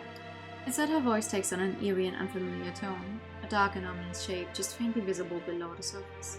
元気そうね。濡れ歯色だった巻毛はともかく。あなたを妹だと思っていたのよ。父親が違っても、私は本当の妹だと思っていたわ。なのにどうしてこんなことを。たくさんのものを失って信じていた者たちへの復讐だというの。あの冬の日を忘れたことはない。あなたもでしょ。あの熱や灰になった命のためだけじゃない。私が人間を見限った日だからよ。村の人たちが火災の罪を私に押し付けた途端、最初は反対していた人たちも結局奴らに加担した。あなたさえも。I don't know if it's my interpretation or a genuine slip of Lady Yonohara's composure, but a note of melancholy hangs on the air with those two foreknown words. あなたの魔術を見たわ。たとえ偶然であったとしても、あなたが原因だと思われるのは当然だと思うわ。勝手にそう思っているといいわ。少なくとも自分を納得させられるでしょうから。人一人なら単なる気まぐれもあり得るでしょうね。でも人間の本質は同種と群れることよ。よりを自分が何を言っているか分かっているの。こんなことをして自分がまだ人間だとでも思っているの。 Probably not. 私が人間だと思っているかですって。あなたには本当にうんざりよ。I'm struck by Yasu's tone being unlike anything I've heard before. Not a gift, but one thought to my presence meaningless as it is. 今さら驚くことじゃないでしょ。どうせ私のことなんてこれっぽっちも分かっていなかったんだもの。あなたは魔術師として育てられたわけじゃない。つまらない庶民の無意味な考えをありがたがるのも当然ね。村は火災の後も私を追い出そうとはしなかった。でも内気で孤独で、そして魔術師である者への不信の種はまかれてしまった。やがて私は不公平というほかない結論はすでに決まっていたことだと理解したわ。What a wholesome family reunion. Yeah! I'm not so sure about that one. 社会だなんて忌まわしい概念よ。個人の考えを全体の考えに置き換えるんだもの。それを何よりもはっきりと示してくれたのが姉さん、あなただったわ。What a cruelly indifferent calculus she applies to others. あなたは怪物よ。家族にこんなことをするなんて。憂さ晴らしのつもり？そうまでして誰かを攻撃したかったの？自分の悲しみすら否定される辛さをあなたはまるで理解していなかった。そして人々がそこにつけ込もうとすることも、時があなたがまだ生きていると知って思ったの。他人を幸せにすることで自分の価値を測ってきたものが、他者と関わらない私の人生を与えられたらどう変わるのかしらとね。And I learned you still lived. Yonohana thought she was dead. Then when would she have... Yeah. 実は最近友達ができたの。人付き合いが苦手な私にもニコニコと話しかけてくれてね。いろんな出来事や好きな歌舞伎の演目なんかを聞かせてくれる。And now Honoka's gonna blame herself. 年上だけど優しくて、名前は安江っていうの。I mean, I tried talking to my parents' grave. Lady Yonohana was there. Yep. I'm the one who let her here. This is all my fault. I knew it. もっと楽に生きればよかったものを、まさかあなたが他人の心に入り込み、絶望のあまりその子を垂らし込むなんてね。違う、私は。 The venomous look she shoots at me pulls the words from my mouth. I don't have any control over this. That much was certain from the moment that woman forced her way into this world. I have my part in this play, and that part is to stay silent. If Yonohana managed to find her way into this place, though, surely she could have done so when I weren't here. Did she want me to see this? I don't understand why she'd so dearly want to explain herself. あなたを妹として愛していただなんて。今思い、皆があなたを憎むのも当然よ。すぐに私を殺せばよかったものを、こんな回りくどいことを。Yonohana looks confused for a brief moment, and a look ill-fitting for her. She soon collects herself, her disposition changing. From her near emotionless lecturing comes a dry and mocking tone. 有り余る時間で多少は賢くなれたかと思っていたけれど、とんだ誤算だったようね。あなたの才能は存在しないものを作ること。その才能を見事に生かしてきたでしょう。私の力は存在するものを消し去ること。That's a very broad way to describe whatever it is you do.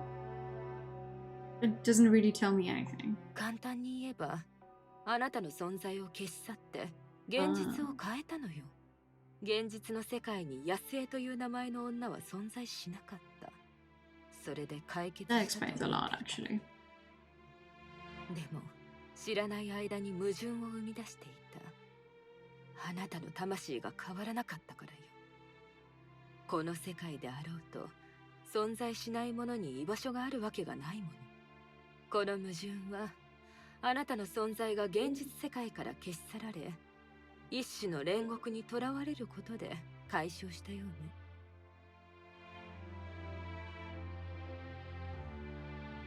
あなたが無意味なものだらけで埋めたこの虚無の世界よ。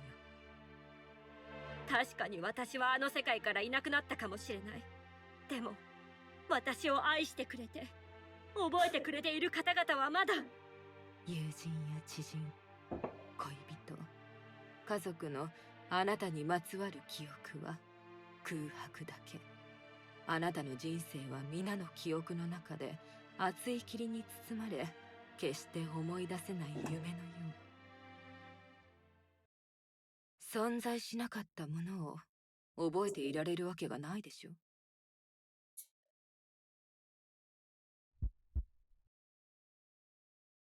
At once a tragic realization arcs to my mind. An image of the plague at Yasu's venue. The reason it never mentioned her by name was because of Yonohana's magic.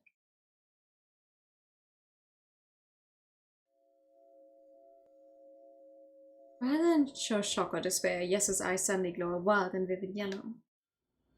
In a moment she materializes her fan and...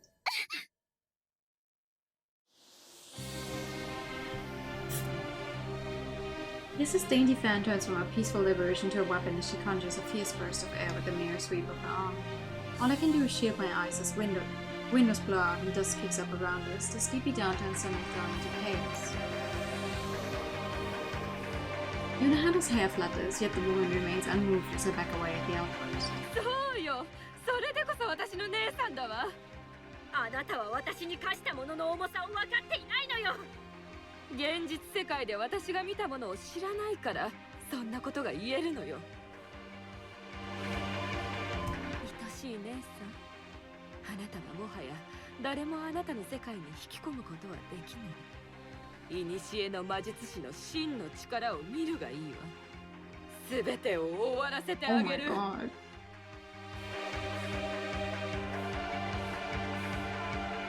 Yunahana's eyes open wide, her black eyes suddenly flashing a brilliant scarlet red.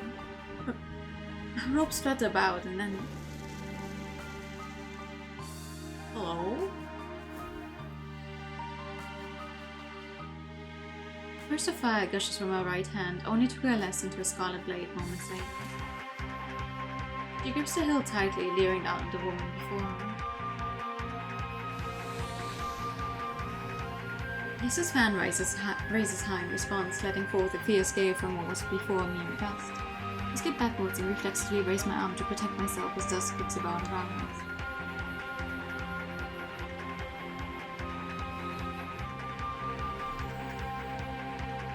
As I regain my sight, I see the people, conjurations, who've been going about the day disappear one after the other, the energy spent on them channeled into more distracting matters.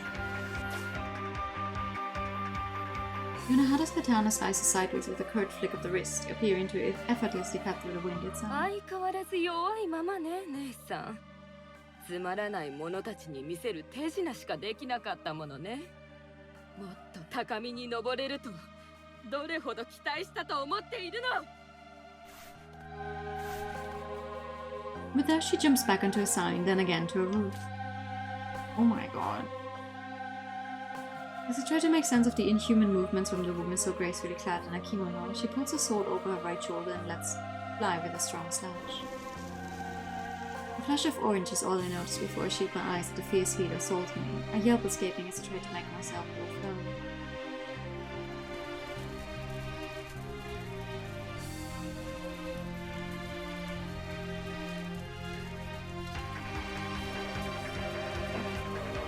Lowering my arm, my breath is stolen by the sight before me. Stealing away the day for night, Yunahana sails her will over this magic wall just as Yasu has, fires licking about. Jesus Christ. Fire's licking all about us.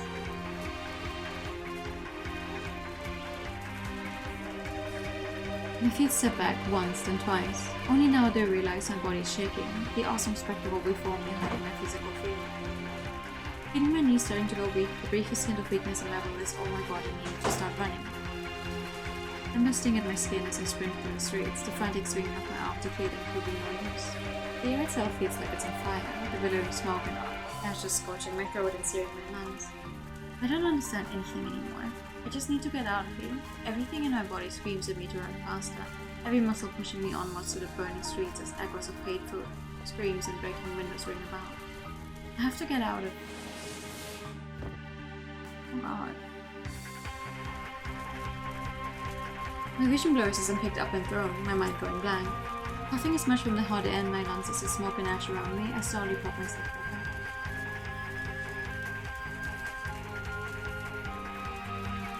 Well, to be fair, if this is how her magic presents itself, then it's no wonder that she would get blamed for a fire that might not actually have been her fault. The building beside me is little more than rubble as my vision returns, the beams reduced to burning matchsticks. The collapse must have thrown me across the street, with the city itself falling apart around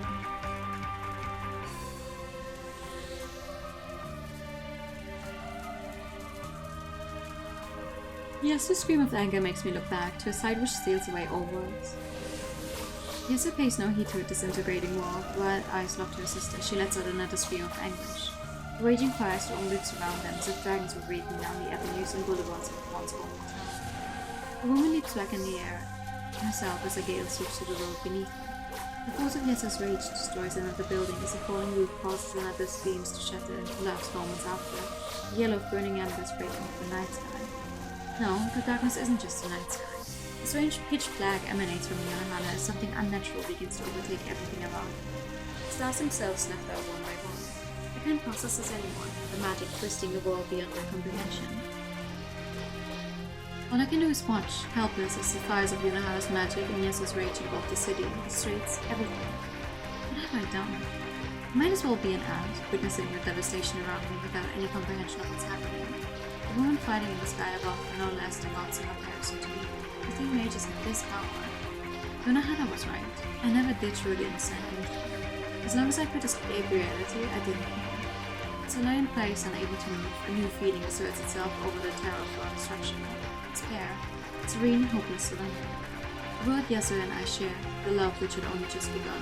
One person truly smiling at me. It's over. Everything's over.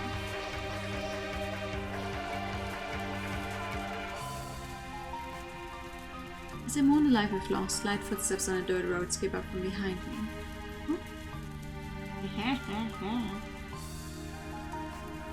Shino-san, どうしてここに? I can't believe my eyes, reduced to sputtering in disbelief as I pick myself back up. Rather than twisted in fear, her face is set, grave and serious. She takes a step towards me, her right hand reaching out to my shoulder. I can't move an inch, my every sense of thought overwhelmed. Her grip on me is firm, yet her eyes betray something as she looks into my own. Regret. ごめんね、ほのかちゃん。 My mouth flings open, but my words are stolen by the flash of her eyes. A vivid green fills her irises, a glow so fierce it's difficult to look into. My heart skips as realization strikes. She knows a mage as well. Edges of my consciousness begin to fray, and there's a terrible realization gripping me. This is the first stage of returning. She's pulling me out of this world. ダメよ、シノさん、やめて。 Her grip on my shoulder only tightens, brow furrowing as she sets herself to their task. I try to resist, with my body as much as my mind, but trying to catch my sense of self feels like trying to keep overflowing water in my palm. I manage to whip around with the last of my strength, Yessa's form just faintly visible in the distance.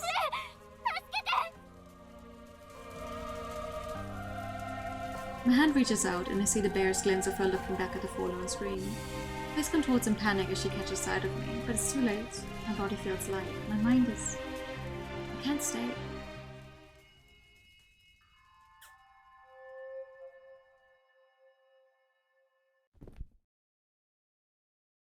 My body takes a deep breath reflexively, the scorching smoke of the Meiji world replaced by the cold, still air of the musty study. My chest heaving, I take it in as if it were mana. I can only hope that Yasuo will be alright. Wait, someone's here? My heart in my mouth, I frantically scramble to my feet. It seems we shocked each other, both of us stumbling back in surprise. Черт, ты же должна спать. The words, Russian, I think, are splattered from the sharply dressed woman before me, her tall and slender figure lit by the moonlight cast between us. Her crude tone is a jarring contrast to her dignified appearance. I barely stop myself from crumbling in terror, already reeling after being forced from Yasuo. She knew betrayed me, of all people, and now this. The more I look at her frighteningly cold gaze, the more I recognize this isn't some simple burglary. あなた、誰なの? 私は敵ではない。あなたを助けるために来た。Are we sure about that? 答えて、誰? I've seen her before. Looking back from the flash of recognition, memories of falling snow and granite soon come to mind as I remember where.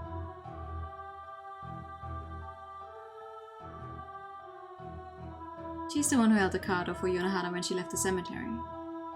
あなた、米原さんの手下なの? The silent skull shows up on the mark. Yonohara's target wasn't just Yasuo, but me as well.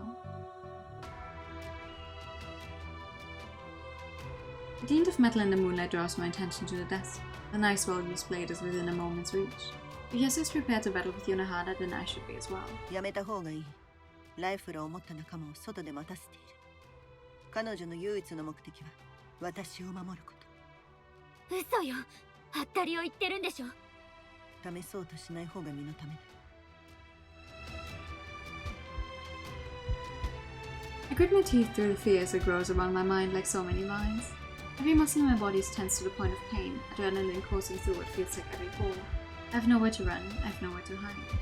All I know about the woman in front of me is that she wants to take me away.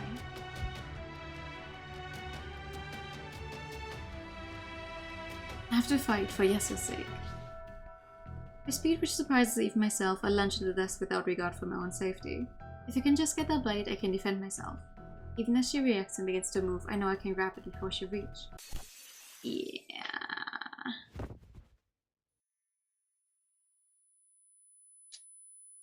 Everything happens too quickly to process. My body's suddenly on the ground. All I can see is red, pain wrecking my arm and lancing through my body. ほのか、大丈夫。 She's here. I can feel her reaching over me. She's going to take me.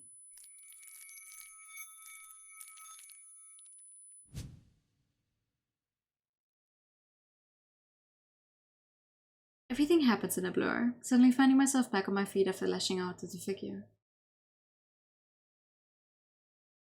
Oh!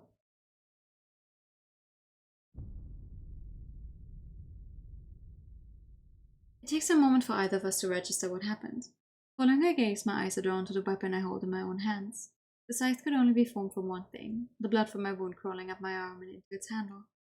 The weapon I formed with Yese, despite the searing pain racking through me, I give the briefest thanks to her. 信じられん。血の魔法をこの目で見られるとは。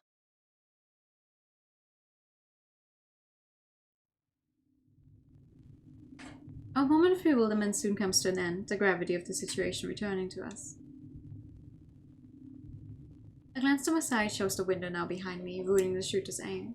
The gunshot's pain naps away, overwhelmed by surging adrenaline. あなたが見ていい世界ではない。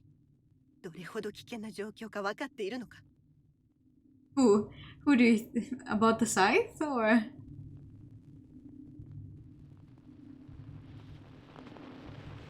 An unfamiliar feeling bubbles inside as I stare wide-eyed at the woman. A black, acrid feeling. Pure hatred for the stranger in front of me.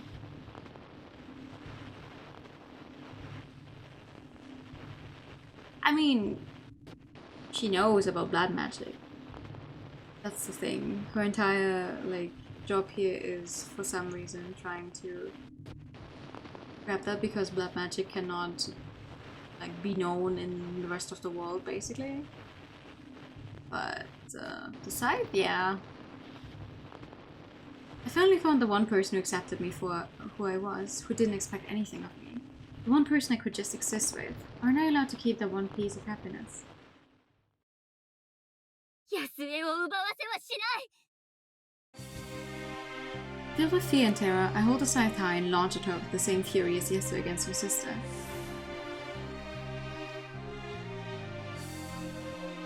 The swing pierces the empty air between us as she deftly skips back.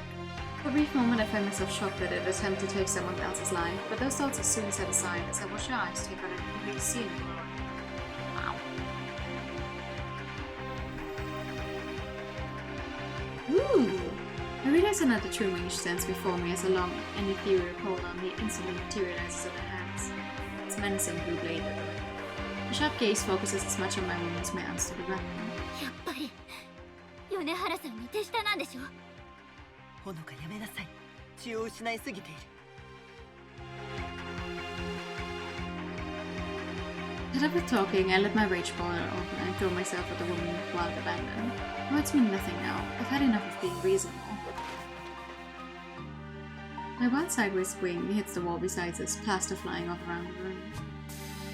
Frustrated by how clumsy my movements are, I make a returning swipe the other way at her midsection, only for a metallic clink ringing out as she parries the blow. She skips back one more time before flitting down the stairs, but I pursue her with my blade held high and body fueled by burning fury. Fury at her, at Yonahana, and everything which surrounds me.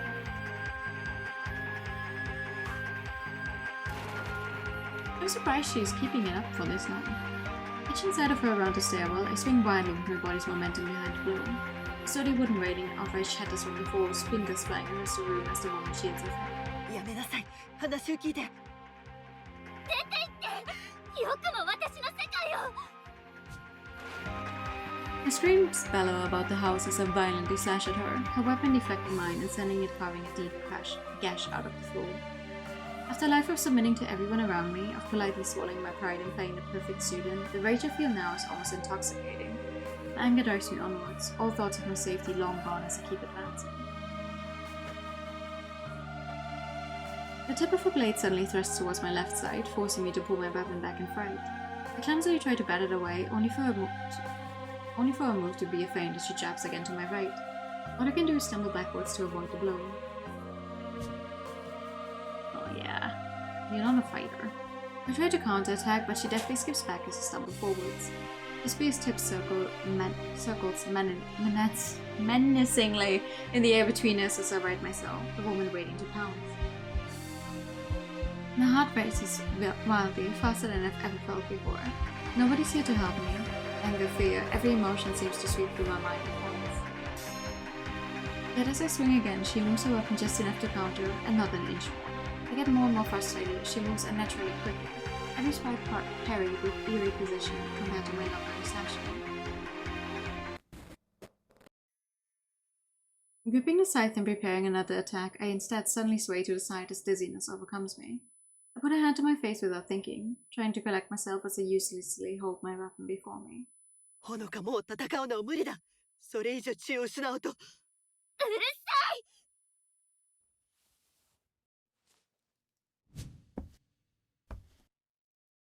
I lash out at her, but my vision blurs as I try to attack. The weight of the conjured weapon suddenly becomes a problem as I stagger and try to regain my footing. Swaying about, I suddenly feel nauseous as my vision takes a second to catch up to my movements. Forcing my way on, my vision lags as I take another step towards the woman staring me down. Out of nowhere, a sudden sense of primal dread suddenly arcs through my mind, coming from somewhere deep inside me. Something's not right. Something's deeply wrong with... ほのか The scene before me suddenly shifts downwards as my legs collapse beneath me, slight blurring as I fall to the floor. A pathetic yelp of pain escapes as I hit the ground without bracing myself. The expected clatter of my dropped scythe never comes, the weapon instead turning to liquid and splashing about me. With that, I'm left defenseless as the intruder looms above me. Yet my fear first dwarfed by the strange feeling of dread welling up inside. I'm dying. My body's telling me that I'm dying. My limbs feel like lead as blood pools around me, just lifting my head feels like an almost impossible task. The blonde woman looks down in frustration, menacing blade held by her side. Voices from outside carry on the air, the woman whipping about as she hears them. Her weapon dematerializes just as Yasu's fanned it. Opportunity apparently missed, her eyes return to a cold but natural blue.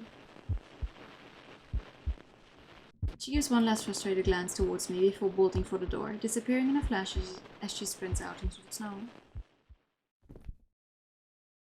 My head collapses to the ground, the last of my strength now spent. My eyelids feel more and more heavy as I fight to keep my eyes open.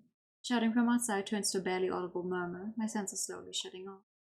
Everything feels wrong. I feel cold. As blackness engulfs me, I begin to fall, a fall which never ends.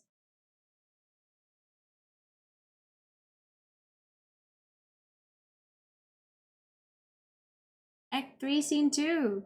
Key to all doors. And another perspective change, apparently. Which makes sense.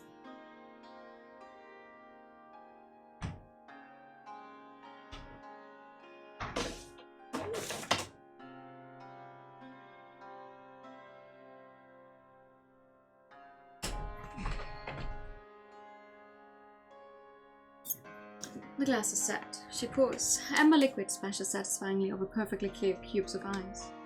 After a hasty escape, Tatiana ended up holding herself up in her bar for the time being. I managed to reach the car just ahead of Tatiana and Kaoru, barely, with both thankfully none the wiser about my brief trip to the false world. Feeling somewhat responsible for the result, I decided to at least keep Tatiana company, idly spinning this way and that on the stool as she drinks from behind the counter. While I like what she's done with the bar, it's more than a little lonely when there's no patrons around. The place is empty save for us, the television set to its usual muted volume. 誰かにボコられたみたいな顔だね。カオルみたいな切り出し方はよせ。あいつ一人で十分だ。 What's in it? 悲しいことを忘れるにはいい場所だね。She answers with another swig of scotch. It's probably her comfort drink. Neither of us has any idea if Honoka's alive. It's only Tatiana's self-pity that's stopping her from noticing the pit in my stomach about it. Maybe I shouldn't have acted out of line and pulled her from that world.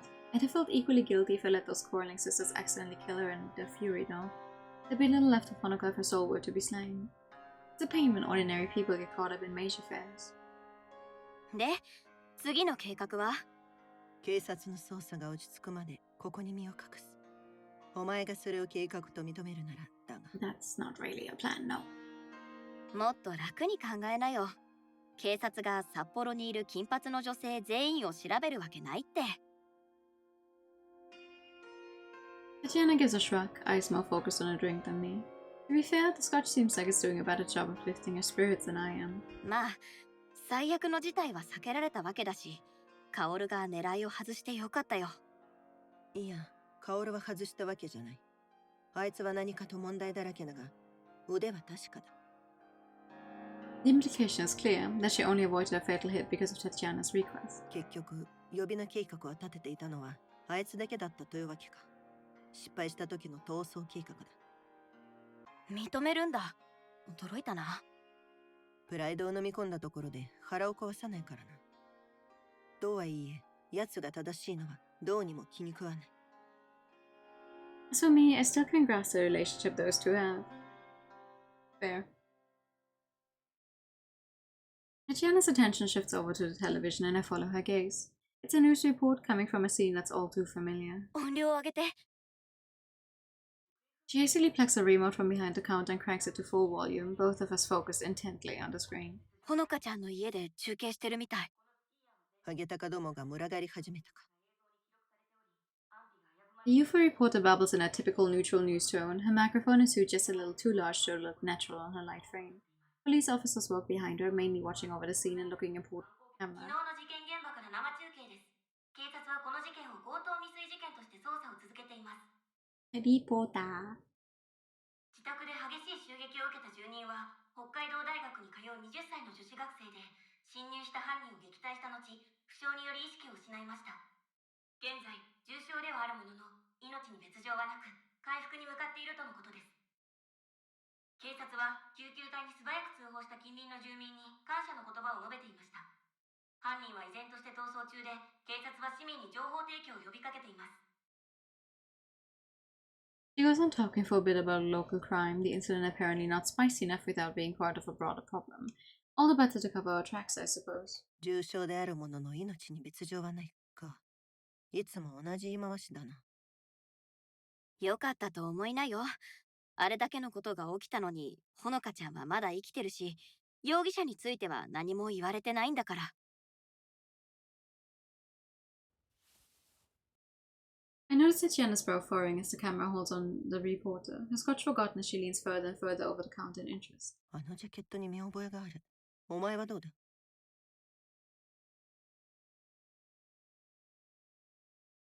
Looking back, I notice a new member of the police walking into frame from the side of the shot, the long green parka joining the gaggle of coats and uniform ponchos. Wait, piercings are a thing in the police nowadays? Oh no. My heart skips a beat, both of us now locked onto the screen. まさか。The odd police officer turns towards the camera and... カオル？あれはカオルだよな。I tell her off for yelling in my ear, but I'm left speechless. All I can do is sit there with my jaw on the floor as the stuttering Tatiana frantically jerks her finger towards the television. Gathering her wits about her, she snatches her phone from her pocket and thumbs through menus with a noticeable adrenaline-fueled jitter. As I turn back to the TV, the interloper plugs at her own phone just as the news switches back to the studio. テロ、何をしている？早く。I raise an eyebrow, wanting to hear what comes next. Noting my reaction, she turns on the speaker and lays it on the counter. ご苦労。こちらは大江刑事だ。As Tatiana leans into her phone, I brace myself as her face contorts in anger. Какого черта ты делаешь? Ты ебанутая? And I wish I would know what this says. Ты Хочешь убить меня, чтоб тебе дети в суп срали? Пиздец. А, The cursing is enough to make me wilt, but at least a chance to let off some steam helped settle Tatiana a little. The contrast code over easily waves it off. This must be far from the first exchange they get. 耳元で叫ばれるのは終わったみたいだし。あ、ちょっと待って。悪いがここは立ち入り禁止だ。北海道警察の大江刑事だ。失礼いたしました。現場には気をつけてください。すぐに鑑識が到着しますので。Can't someone speak about a novel console? Haha.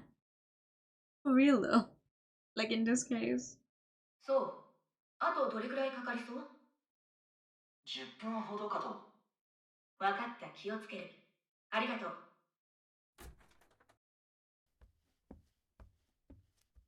じゃあ入るね。あんたのやり方より簡単でしょ。おかげでまた寿命が縮んだかな。ニュース見たんだろ。そこにいて当然って顔で堂々としてればどこにでも入れるんだよ。恨むならその Just 技を教 letting えてくれた人 anyone にして。 into the police, huh?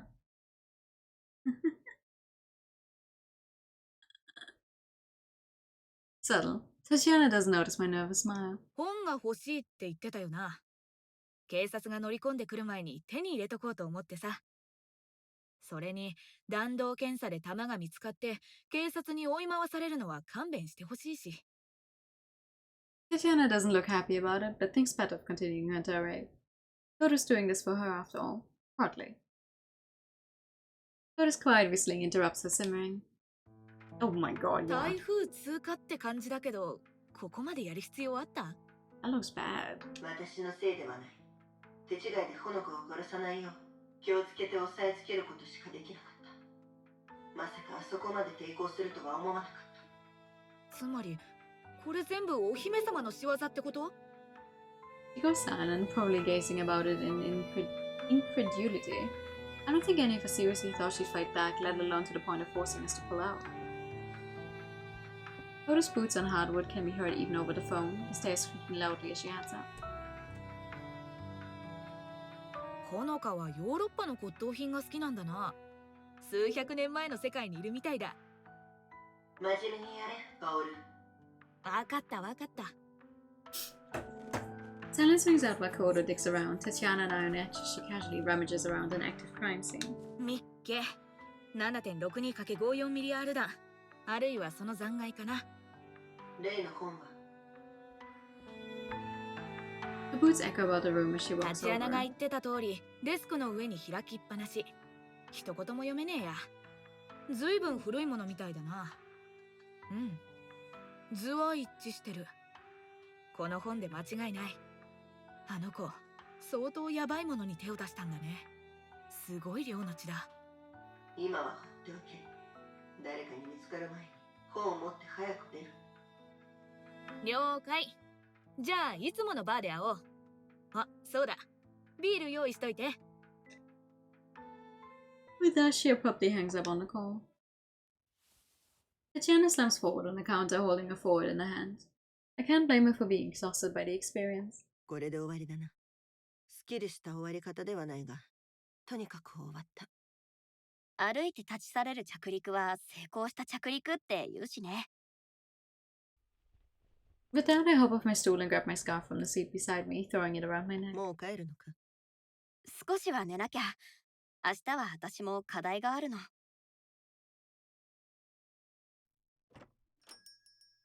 A suspicious Tatiana silently watches me leave.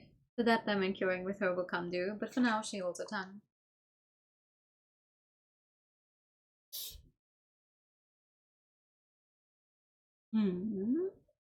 Act 3, Scene 3, Partings Unsaid.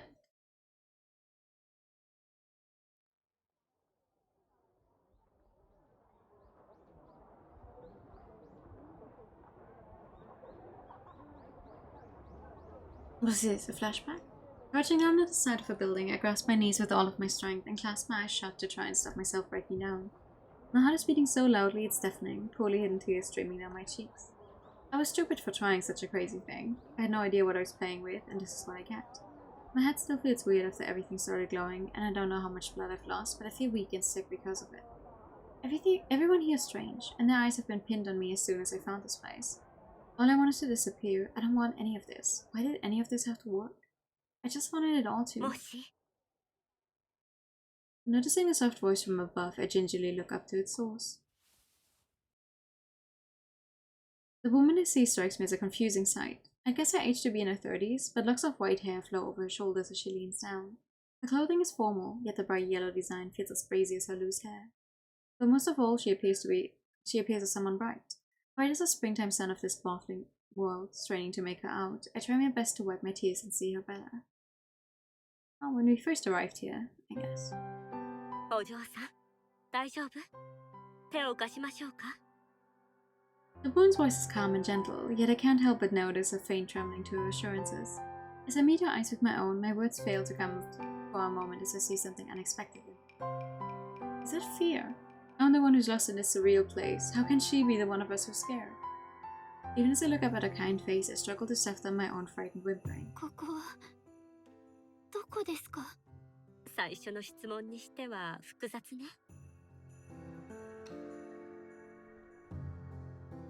With that, she reaches down with her hand. Just the sight of her wide smile helps me regain my composure a little.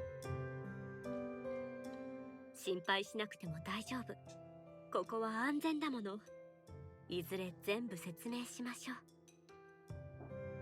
自己紹介から始めましょうか私は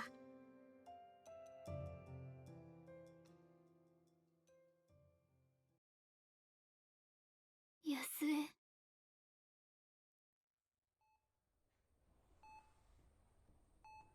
As I open my eyes, I still feel the cold of tears running down the sides of my face. Above me, the bright sun of a Meiji-era springtime day is replaced by the white tile ceiling of the hospital room.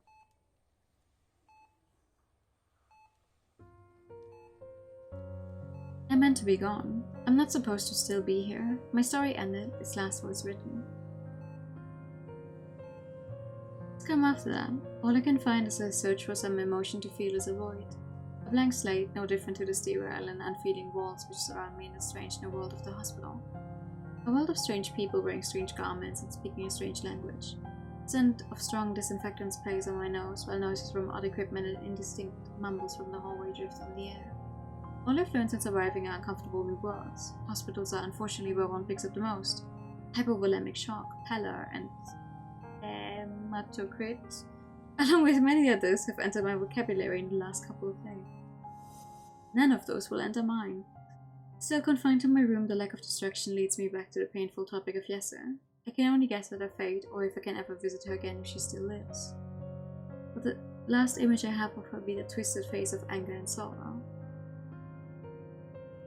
浅川さん Pulled from my thoughts, I sit up on my bed and look over to the plump-faced nurse standing at the now open door. はい。面会の方が来ていますよお会いになりますかはい。Sure. Can't get much worse than this.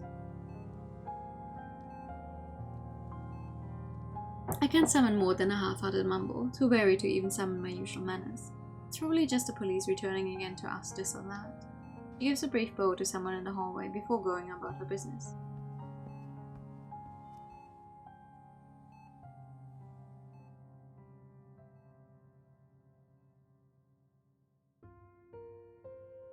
I couldn't have been more wrong about who it was, left speechless at the figure coming through the door. Her look, one oddly athletic for a librarian, is instantly recognizable as always. As she walks to a nearby seat, I reflexively turn my left arm over to ensure the bottom is as hidden as possible. The nurses do their best to politely avert their gaze, but the knowledge is there. So too is the shame. ほのかちゃん邪魔じゃなければいいけど事件に巻き込まれたって聞いて様子を見に来たの She tries to talk to me like nothing's changed, but we both know that's wrong. I feel my fist clenching as I try to sort through my feelings, but it's hopeless when I'm in this state. All I can do is continue the stupid charade. いいの。来てくれてありがとう。ここで他にやることなんて大してないし。気分はどう All I can summon is a tired shrug. 生きてるみたい。先生たちが見てくれている間、待つしかないの。いくつか断片的に覚えているだけであまり思い出せない。 The doctor said it could be trauma or after effects of my injuries. The body isn't designed to lose that much blood at once, much less from someone who's already anemic. There are things I do remember though. Yuna Hana's taunting of her sister, Yesu's sorrow turning to disgust and rage, the cold blonde woman who did this to me, and...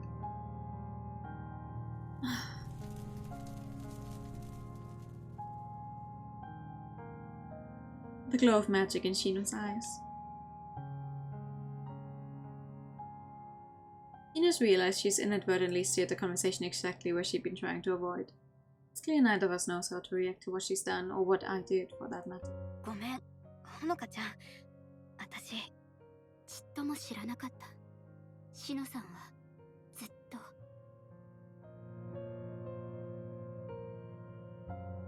The silence lingers just a little too long to be comfortable. She looks more saddened than I expected by all this. It isn't like we knew each other well, considering I've only ever seen Shino being cheerful. Such a melancholy expression feels ill-fitting for her. 前に聞かれたよね。どうして私がそんなに幸せそうなのかって。あの時言わなかったけど。まあ、あれは嘘じゃなかったってこと。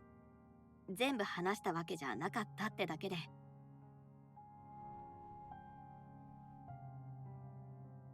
I'm briefly confused as she reluctantly pulls back her right sleeve, showing a little of her wrist and forearm. They look perfectly normal to me. And then in one brief shimmering moment... For the follow, I come in. Ah. Oh. Everything I ever thought about her changes. しのさん。 She gives a small human smile at my confusion, tinged with a little sadness. It wasn't only her legs which were prosthetic, but then how much of her is? この体は作り物でね。でも、私の知る限り同じものは2つとない。私の魔術の才能は珍しいって言っておこうかな。私は見た目も性別も年齢さえものみとカンナで削り取られたものだからね。そこに魔術をかけて大工事の跡を覆い隠して。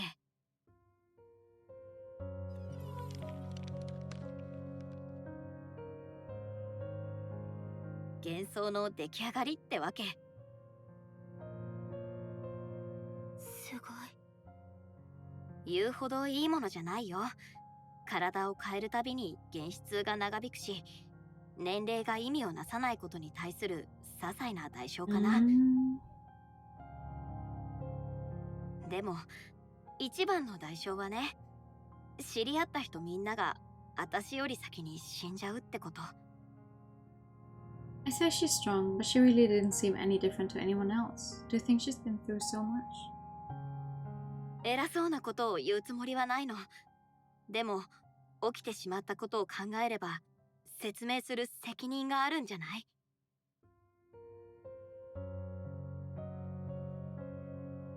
She clutches her skirt, the words seemingly stuck in her throat as she takes a moment to force them out. 私はほのかちゃんに本当のことを伝えたかった。私があの世界にいるってどうやって知ったの？しのさんは米原さんの仲間なの？あの金髪の人も。そこまでたどり着けてるなら私が言えることはあんまりなさそうだね。I think over her answer, only to find myself lacking anything further to say. Now that I know that we're working together, what now? What was I hoping to hear?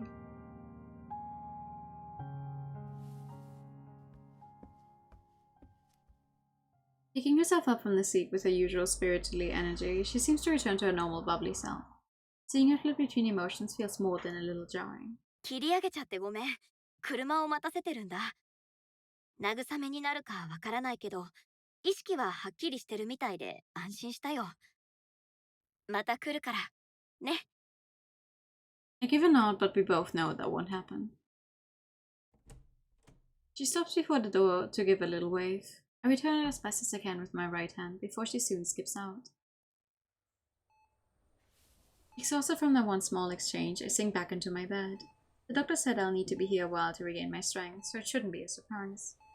Thankfully, my professors have been understanding, though calling from a hospital bed probably helped my argument. My grades were already getting worse from everything going on. Saving my studies will be a miracle. The door handle rattles not moments after. Sheena's probably forgotten her precious phone or something. Except, as the door latches back closed, however, I don't hear a greeting. Confused, I let my eyes roll back towards the entrance. Yeah.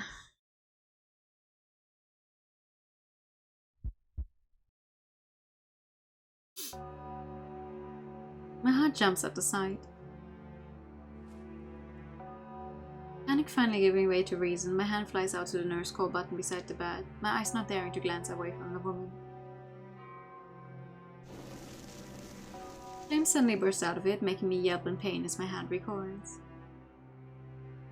All I can do is cradle my singed fingers while desperately stuffing down my rising fear, the flames vanishing as quickly as they appeared. 一歩でも近づいたら人を呼ぶわ。それは懸命とは言えないわね。My heart sinks at her dulcet, almost bored tone. All sense of urgency ebbs away as fear gives way to helplessness. If she intended to hurt me, she could easily have done so by now. I realized there's little choice but to surrender, setting for an almost childish sulking as the scarlet glow of her eyes slowly fades to a normal dull black. なんのよ。私をからかいに来たの。話をつけに来たの。自分のしたことに責任があるもの。ささやかな慈悲というものよ。I keep my eyes pinned to her as she takes a seat, her attitude as aloof as ever. あなたが崇拝しているあの女の言葉を借りるなら、日常の生活など舞台上の芝居と変わらない。俳優たちが生まれ、瞬く間に消え、別のものに取って代わられる。あなたは偽りの魔法で舞台裏を覗き、普通の人間が想像すらできない世界に触れた。あの世界から生きて戻れた者はほとんどいない。全部知っているんでしょ。安江のことも、血の魔法のことも、本のことも。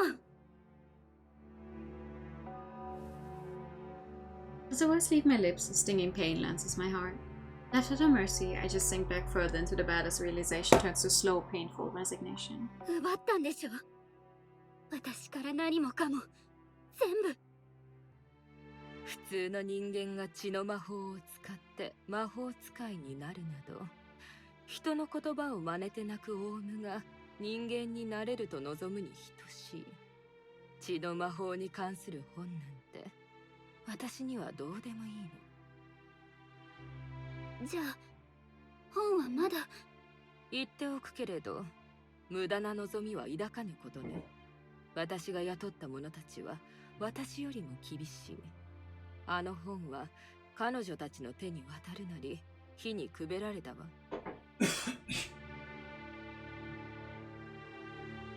本は灰と塵溶かしたわ。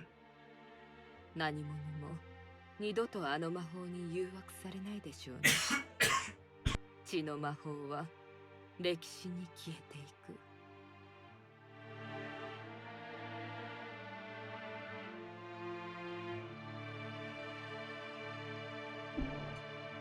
Stealing myself as best I can, I summon my will to ask the question I so dread. じゃあ、安江はどうなったの？聞かなくてもわかるでしょ。I don't believe that. But also I'm just hoping for a happy ending as always.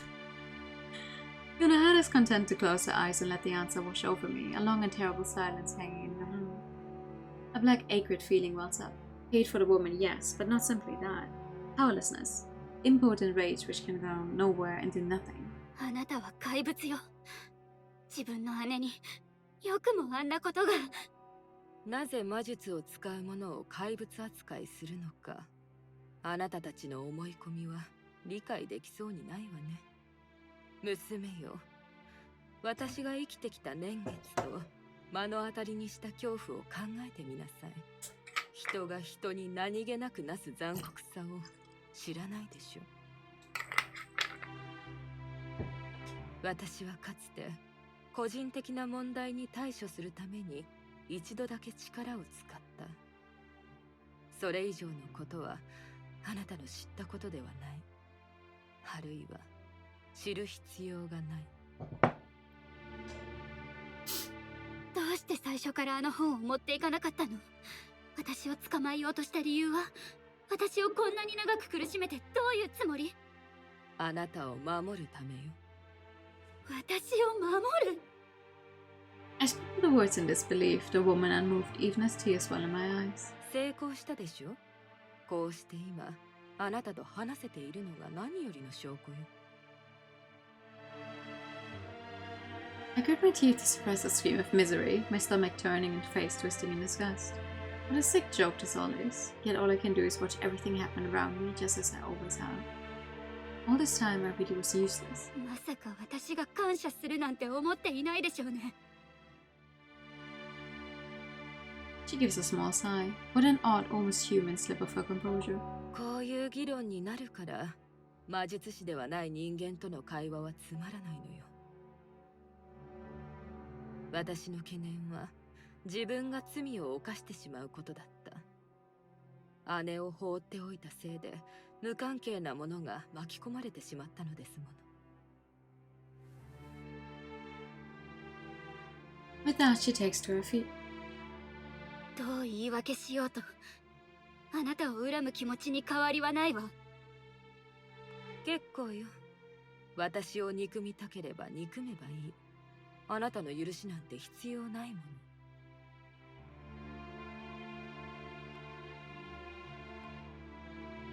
She moves to leave, all I can do is turn away.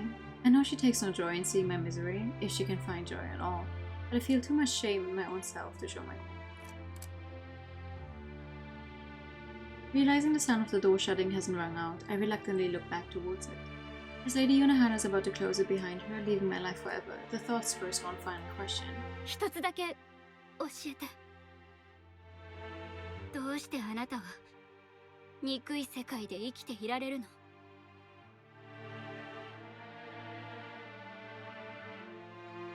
She stands still with the door ajar, her face remaining set as if time itself had paused. 私にもわからない。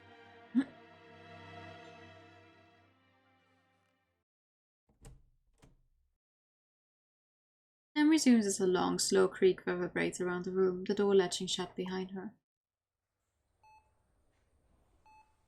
And so I'm alone again. Oh man.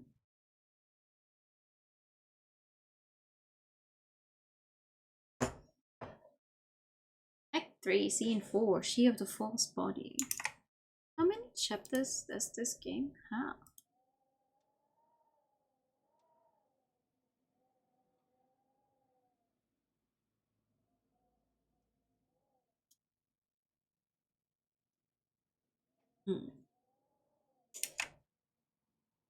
Trees ring in the cemetery lie bare, the winter's chill having seen to the leaves, but the grass field covered by frost, all to be seen as so many pillars of granite rising from the white snow.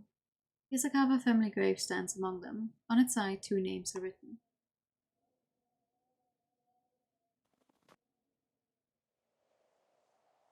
I lay my vivid bouquet before it, before stepping back in solemn silence. As if in response, a freezing breeze whistles through the bare, spindly branches around me. And that a sound soon rings out across the quiet cemetery, the rhythmic tap of Tatiana's smart business shoes as she walks up beside me. 待ちくたびれたの？そんなところだ。She looks down to the freshly placed flowers on the grave, the color out of place in the otherwise modeling grey and white of our surroundings. 紫のヒヤシンス。花言葉は許し。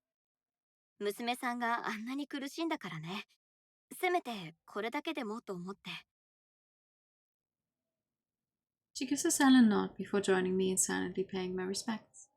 Perhaps seconds later, perhaps minutes, a family arrives and meets with the local priest. After exchanging pleasantries, he leads them off to another area of the cemetery. Its graves newer than these.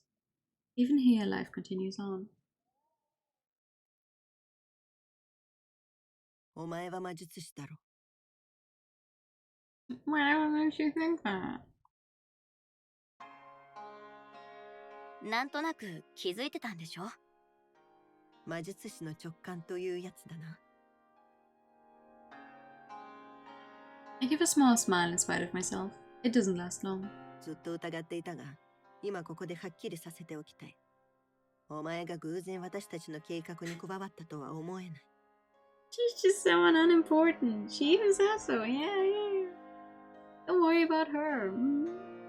カオルと話しても、最近お前の話ばかりだ。カオルの目を欺けても、私には通用しない。お前の行動は矛盾ばかりだ。お前は米原様が私たちを雇う数日前に仕事を求めてやってきた。根なし草なのに、どういうわけか世界中を旅する金を持っていて、カオルの過去を気にも留めない。それは目をつぶるとしても、最後の失態だけは見過ごせなかった。私とカオルがほのかの家から離脱した時、お前もあの場に戻ってきたばかりだった。どうしてそう思ったの？車内が冷えていたからだ。車を降りた時、車内はヒーターがついていて暖かかった。だが戻ると、お前はエンジンもかけていなかった。何回やってもエンジンがかからなかったって言ったら信じてくれる？嘘が下手だな。練習が足りなかったかな。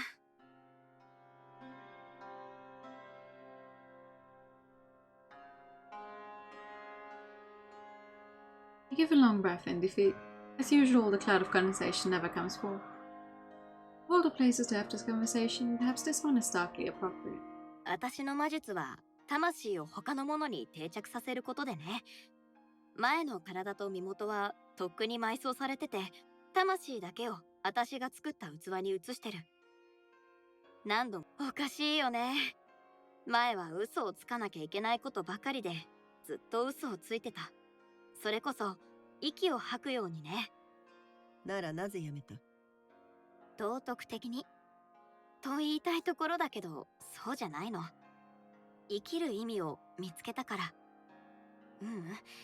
正確には自分で作った。人間って面白いよね。嘘をつくと何もかもつまらなくなっちゃう。ゲームをつまらなくするチートコードみたいにさ。お前はもう自分を人間だと思っていないのか？強い魔術師は人間らしさを維持しようとあがくものだが、それをただ捨てたと。そりゃ何世代も生きたら自分の経験が普通の人間のものとは全く違うって思うよ。I look up to the oldest part of the cemetery, just a few rows over. Unohana's emptiness is the same as what I feel. The same that Honoka feels.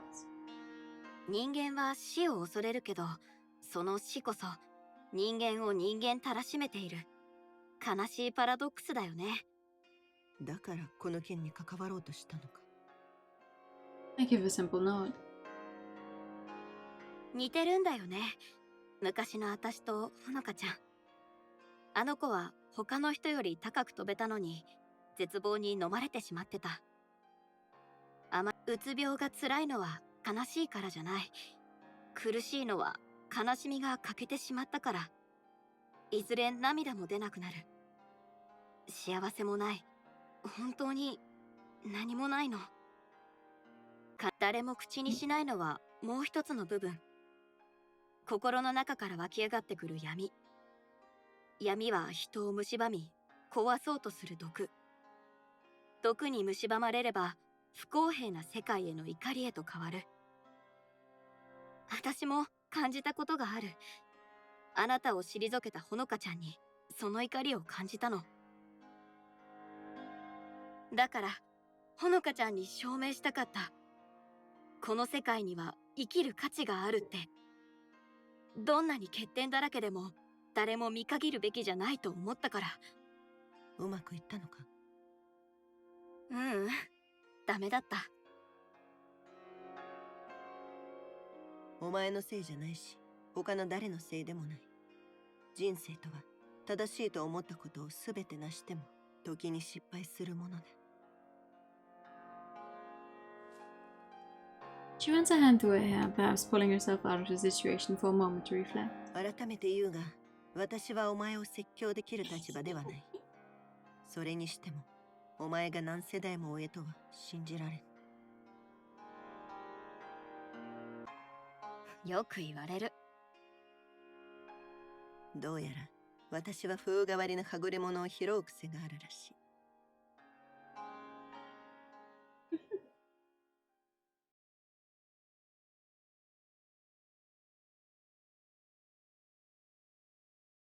Act 3, Scene 5, at the edge of nowhere.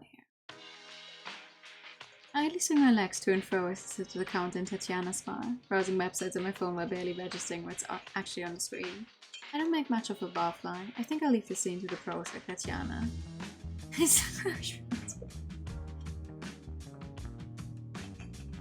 You too can be a brunette if you so wish. In a brief moment of focus, I look at the date at the top of the screen. Hanaga's hospital stay will be ending in a few days. Whether to visit her afterwards to make sure she gets back on her feet is an idea I've talked myself into and out of constantly. A movement from the corner of my eye makes me look to Tatiana and my companion clean the various nozzles and utensils to prepare for the night's customers. Most of the time I see her here, she's cleaning something or another. There's always something you can clean. You never stop cleaning. Everything has to be perfect in her little slice of the world. で、タチアナはどう思ってんの？好きな人のために過去の世界へなんてロマンチックじゃない？そういう考えには興味がない。なぜか人へに歯の治療だ。は？みんな過去に戻りたいと言うが、同歴史の時代に生きるのはどうかな。一見楽しそうだが、それも歯に問題が生じるまでだ。現代の歯科技術がなければ一転苦痛の時代と変わる。That's an interesting way to look at it. そりゃ気分いいものじゃないだろうけど、 She is 最 very 悪で right. も歯を抜けばいいでしょ？ It's not something I've ever thought about, but she's right, yeah. 手術で麻酔が使われ始めたのは1804年。ペニシリンが発見されたのは1928年。1938年とする説もある。私が言いたいのは、古い時代の人生は苦痛に満ち、人々は往々にして短命だったということだ。もちろん、現代を擁護するつもりはないが、過去の時代より過ごしやすいのは間違いない。Japan catches people off guard. Well, she is right. そういえばさ、タチアナは自分のことを一度も教えてくれたことなかったよね。昔はどんな風だったの？知り合ってそれなりに立つが、どう思う？ちょっと王子っぽいよね。最初で当てるとはな。私はロシアの金持ちにありがちな家に生まれ、甘やかされてきた。モスクワで生まれ、乳母をつけられ、名門校に通い、休暇を品のいい別荘で過ごすお決まりの暮らしね。将来プロのバレリーナとなるべくレッスン好きの毎日だった。そりゃすごい。じゃあそのブルジョワお嬢が何もかも投げ出して札幌でバーをやるきっかけは何だったの？子供の頃は幸せだった。私が知る唯一の世界は贅沢で大敗的なシャボン玉で包まれているようなものだった。だが成長するにつれて視界の端に何かがちらつき始めた。両親がある話題に触れる時だけ声を潜めること、行方不明になる人々、運転手付きの車で通学する最中に窓の外を流れ過ぎていた貧しい暮らし。それ10代になり、ようやくその矛盾はどこから来るのか調べたいという好奇心が生まれた。なぜ私はこんなにも裕福なのに他のものは違うのか。Just a little investing here and there. それがご両親に何か関係が？ He finally stops wiping the counter and puts the cloth away, giving me attention. ソ連が崩壊すると、あらゆる国や企業がその残骸に飛びついた。ショック療法。経済学者たちはそう呼んだ。実態はただの略奪だがな。帝国という死骸から肉をむしり取ろうとハゲタカが押し寄せてきたのだ。異国の者たちだけではなかった。国内の有力者も率先して加わった。貧しい者は貧しいまま、金持ちは想像を絶するほどの富を手に入れた。Good idea, actually. Thank you.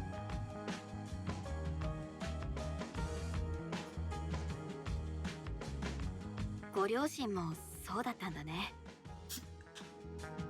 She gives a nod as her brow furrows. その時、シャボン玉が弾け、私は世界の本当の姿を目の当たりにした。祖国でも魔術師の待遇は悪いが、私たちは裕福な魔術師だ。不穏な噂は噂である限り金で解決させた。あの生活を裏で支えていたものを知ってからは、自分の手が血で汚れているように思えてならなかった。それで関わりのあるものをすべて焼き払い、 Look for a good この地 class で traitor 新しい story. 生活を始めたというわけだ。というわけで、別に悲しい過去があるわけじゃない。金持ちの子供が両親に金を突き返しただけだ。ほのかには同情するが、私は自分の意志で両親を失った。Satisfied she's covered everything, she pulls a bottle from behind the counter and begins pouring it into a small glass she plucks from her belt. Knowing this also makes her answer to traveling back in history more logical. Not many would want to go back to a country's collapse, nor the rough days of the wars, or the days of the Tsar. For that matter. 理にかなってるとは思うけど、だからってなんで全部ほっぽり出してバーを始めるわけ？魔術師は世間から切り離されがちな。米原様を見て、自分もいつかああなるのかと思ってな。魔術であれ、金であれ、力のあるものが得てしてああなるものだろう。この店は私を現実の世界につなぎ止めてくれる。探偵の仕事もそうだ。薫も自分がその一部を追っていると気づいていると思う。At the mention of Kaoru, her eyes glance towards something stuck behind one of the pillars. I've seen her look toward it once or twice before, but couldn't figure out what it was at the time. She stuck a photo of Kaoru behind there. Knowing Tatiana, I doubt she let her know that. 付き合ってるの？良くも悪くもな。いつ気づくのかと思っていた。I stuffed on my smile at her attempt to play it cool. A glass suddenly slides over the polished counter towards me. The pale yellow hue and sweet smell hints at a citrus liquor inside. I wonder how she knew that I like sweet liquors such as this. Guess you don't work as a bartender for so long without picking up a few tricks. さて、つまらない話を聞いてくれて、礼を言う。お礼を言わなきゃいけないのはこっち。食なし、家なしの私を受け入れてくれてるんだもん。新聞に広告を出しているわけじゃない。お前は私たちのしていることをすべて把握していた。それが都合が良かっただけだ。この店は雑居ビルの一軒に過ぎない。私たちの探偵業は知るべきものだけが知っている。ちゃんと看板を出してみたら？二人のこと知ったら依頼したいって思う人増えるんじゃない？得意客には私たちがあまり知られていないことを気に入ってるものが多い。She makes a fair point. As she gets back to her cleaning out of the counter, I throw back the drink before me. It's certainly not highbrow. I savor the sugary taste and distinctly alcoholic burn as it washes down my throat. Looking back to the glass, I swish around the remaining dregs as I let the flavor linger. It's a shame how short a nice drink lasts. Just one more gulp and it'll be gone. And all that'll be left is the momentary enjoyment it gave me. シノ、ここに長くとどまる気はないんだろう。She read me like a book, not that my wistful pondering would exactly be hard to notice. 物には執着しないたちなの。手放す方が楽でしょ。I said as much to myself as her, the words hang in the air. They take on an unintended note of melancholy. I thought I was long used to this by now. 私たちよりはるかに長く生きているなら、執着し続けるのは面倒だろうな。You can teach her how to get attached to things. それでも。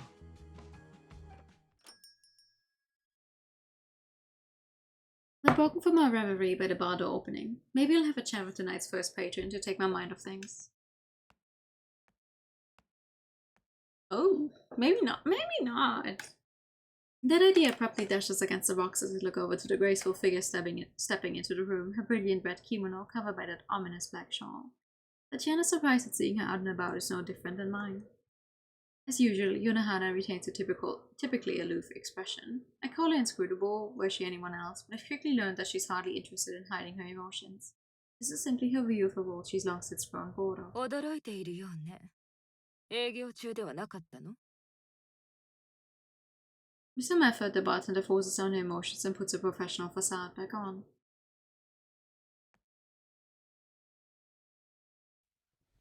The woman box practically glides over before neatly seating herself on the stool next to me and clasping her gloved hands on the counter.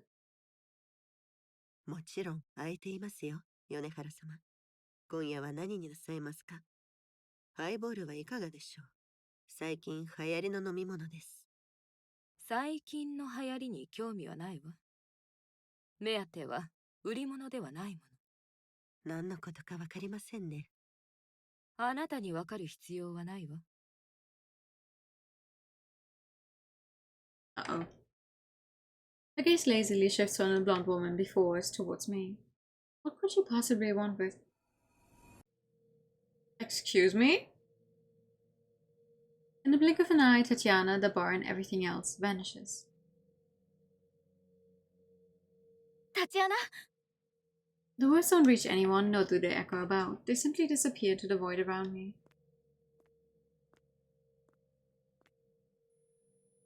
I bring my hands in front of my face just to check that my eyes are even open. A deathly chill comes over me, and ringing in my ears replaces it in total silence. I reach out and step this way and that, only to find nothing but darkness around me. Every sense screams at me that something is deeply wrong. An old feeling slowly returns, one I haven't felt in many, many years. Like a growing vine, the clutches of dread wrap around my mind and begin to constrict. You did approve of demonstrate taste. Why? Was it your first time actually realizing it? 怖いという感覚はあるのね。ずっと気になっていたの。You know, Yurahara is not really making herself a very likable person. そう。あなたの仕業だったんだ。Even I can hear the nervous edge to my voice. I know when I've been outplayed, the wizened maid having me in the palm of her hand. She seems to take no pride in this, acting as if nothing had happened at all. ここはどこなの？どこでもないわ。厳密にはね。安江さんに使ったのと同じ魔術なんでしょ？察しがいいのね。そうよ。姉のおかげで、私は自分の魔術がいかに有用か理解できたの。安心なさい。今回は一時的なものだから、ちょっとした密談に邪魔が入らないようにしただけよ。Listen, if any of my comments make you actually find yourself, I'm very glad and happy to have been of help.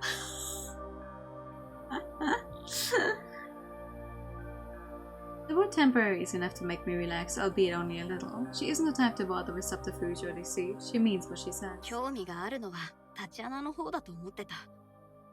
あの娘は腕は立つけれどまだ若い。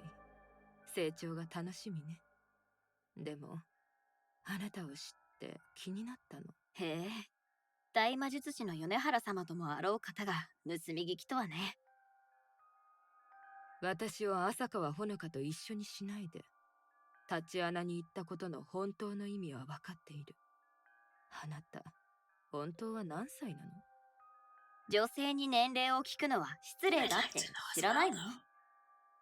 女性、男性、両性、どれにも当てはまらない。人類最大の恐怖、死を超越したんだもの。私、いいえ、全人類より上だと思っているのかしらね。I briefly considered dodging her question again. She seems to have little interest in forcing a response as she well could, but I decided to indulge Yonahara for her efforts. I get the feeling this isn't entirely about me either. 長く生きてきて人間がどうしてあんなに眩しいのか分かったよ。いい人の魂も悪い人の魂も目がくらむくらい輝いてる。他人のために一生を捧げる人もいれば、戦火で生きることを諦める人もいる。でもほとんどの人はそうじゃない。ただありのままに満足してるだけ。シンプルに生きて、この世界に生まれた時よりもちょっとだけいい状態で去っていく。つまずくこともあるけど、立ち上がってまた歩き出す。こうやって世界は次の世代に引き継がれていく。私は他の人たちと比べて何かが欠けてる。何かって死なんだけどさ、経験できないわけだし、魂の炎は消えたわけじゃないけど、命がけで何かをやるってことができなくて、感覚が鈍るんじゃないかな。誰にでも訪れる終わりが来ないんだもん。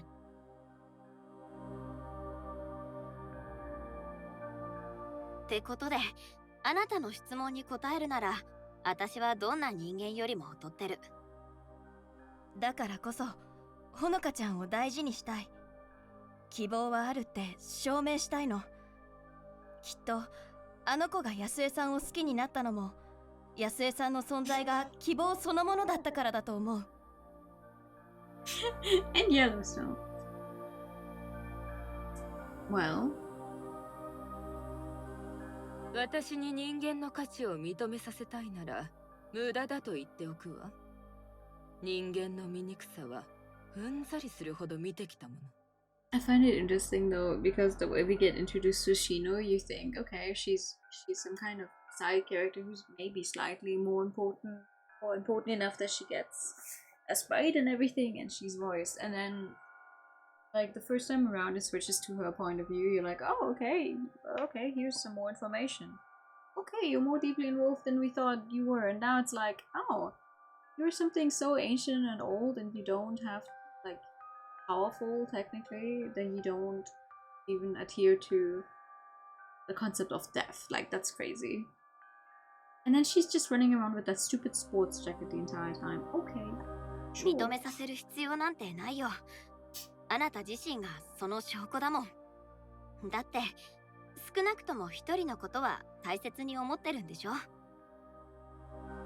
You wait. Okay, you're gonna have to wait a little longer for that then, though. Because we're not finishing the game tonight, I don't think so. She closes her eyes in frustration. It's a small victory, but I'll take it. これ以上話しても無駄ね。チェシャ猫と話しても仕方がないわ。気まぐれでここに引っ張り込んだわけじゃないでしょ。目的があったはずよ。ほのかちゃんの事件はまだ終わってない。そういうこと。浅川さんは愛する者をそう簡単に諦めないでしょうね。それに頭がいいし、意志が強い。あなたが浅川さんの件にまた首を突っ込むだろうと思ったからここに呼んだの。これは私が負うべき責務よ。All this to tell me to stay away. She still thinks she alone can dictate Honoka's fate. おとなしく従うとでも。とにかく目的は伝えたわ。My confidence renewed now that I better understand her motives. I step near to the woman and hiss. There's no need for me to wear the face of Shino here. 思春期をこじらせたあんたの虚無主義に付き合うのはもうたくさん。でもこれだけは言っとく。どうなろうとも自分の行動の結果を受け入れなさいよ、米原さん。The moment gives the woman pause, finally getting through to her. For the first time, she stumbles over a reply. あなたもね。私はとっくに覚悟ができてる。そう、楽しみだわ。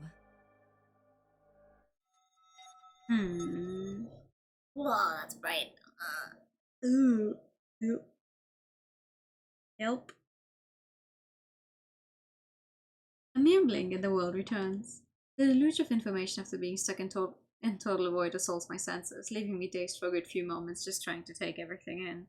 Big mood. Oh. Tatiana looks no less confused than I am, looking between Yunahara and I with a look of total bafflement.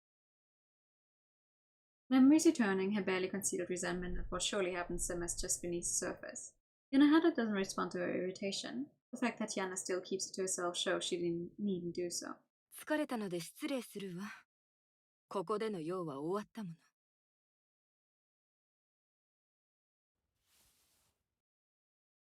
With that, she simply slides off her stool and begins walking to the door. She casts one last glance towards me before leaving. As she does, I realize the exasperation written on my own face. A reckoning will come, that much is clear. The only question is, whose will it be? Ah!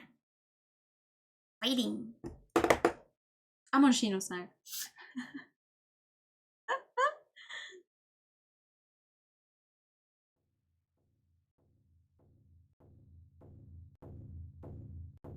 Oh.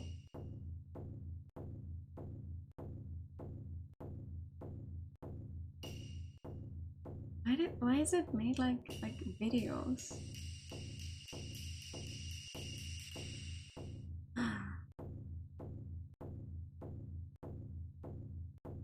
Okay.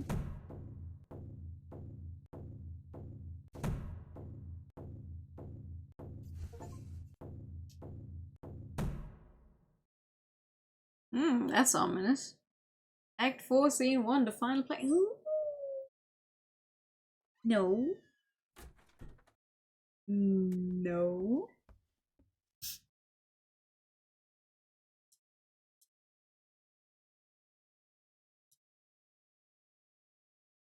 I am taking this chance to say that we're gonna stop here so we can actually get through the final act in one go next time, because I fear otherwise I'm gonna have to start somewhere in the middle of it all tonight.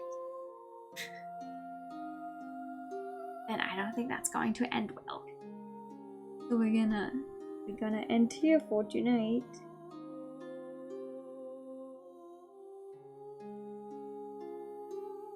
But I'm on Shino's side. Whoop. Keep that in mind. I am on Shino's side until next time. Yeah, thank you for Shino. Thank you for coming. It is 1 AM. I'm gonna send you guys over to Snake, who is currently playing Player Obscure Expedition 33, which is gonna be just a tad different from what we were doing, just a little bit. But here's the raid message. Thank you guys. Snake of Zero Escape Frame. No, not the same one. But thank you so much for coming by tonight. I wish you all a very, very good night. We'll hopefully get back to this as soon as possible so we can see the finale. Also not of Metal Gear Frame. No. For now, have a very, very good night. I'll see you all soon. And bye bye. Bye bye.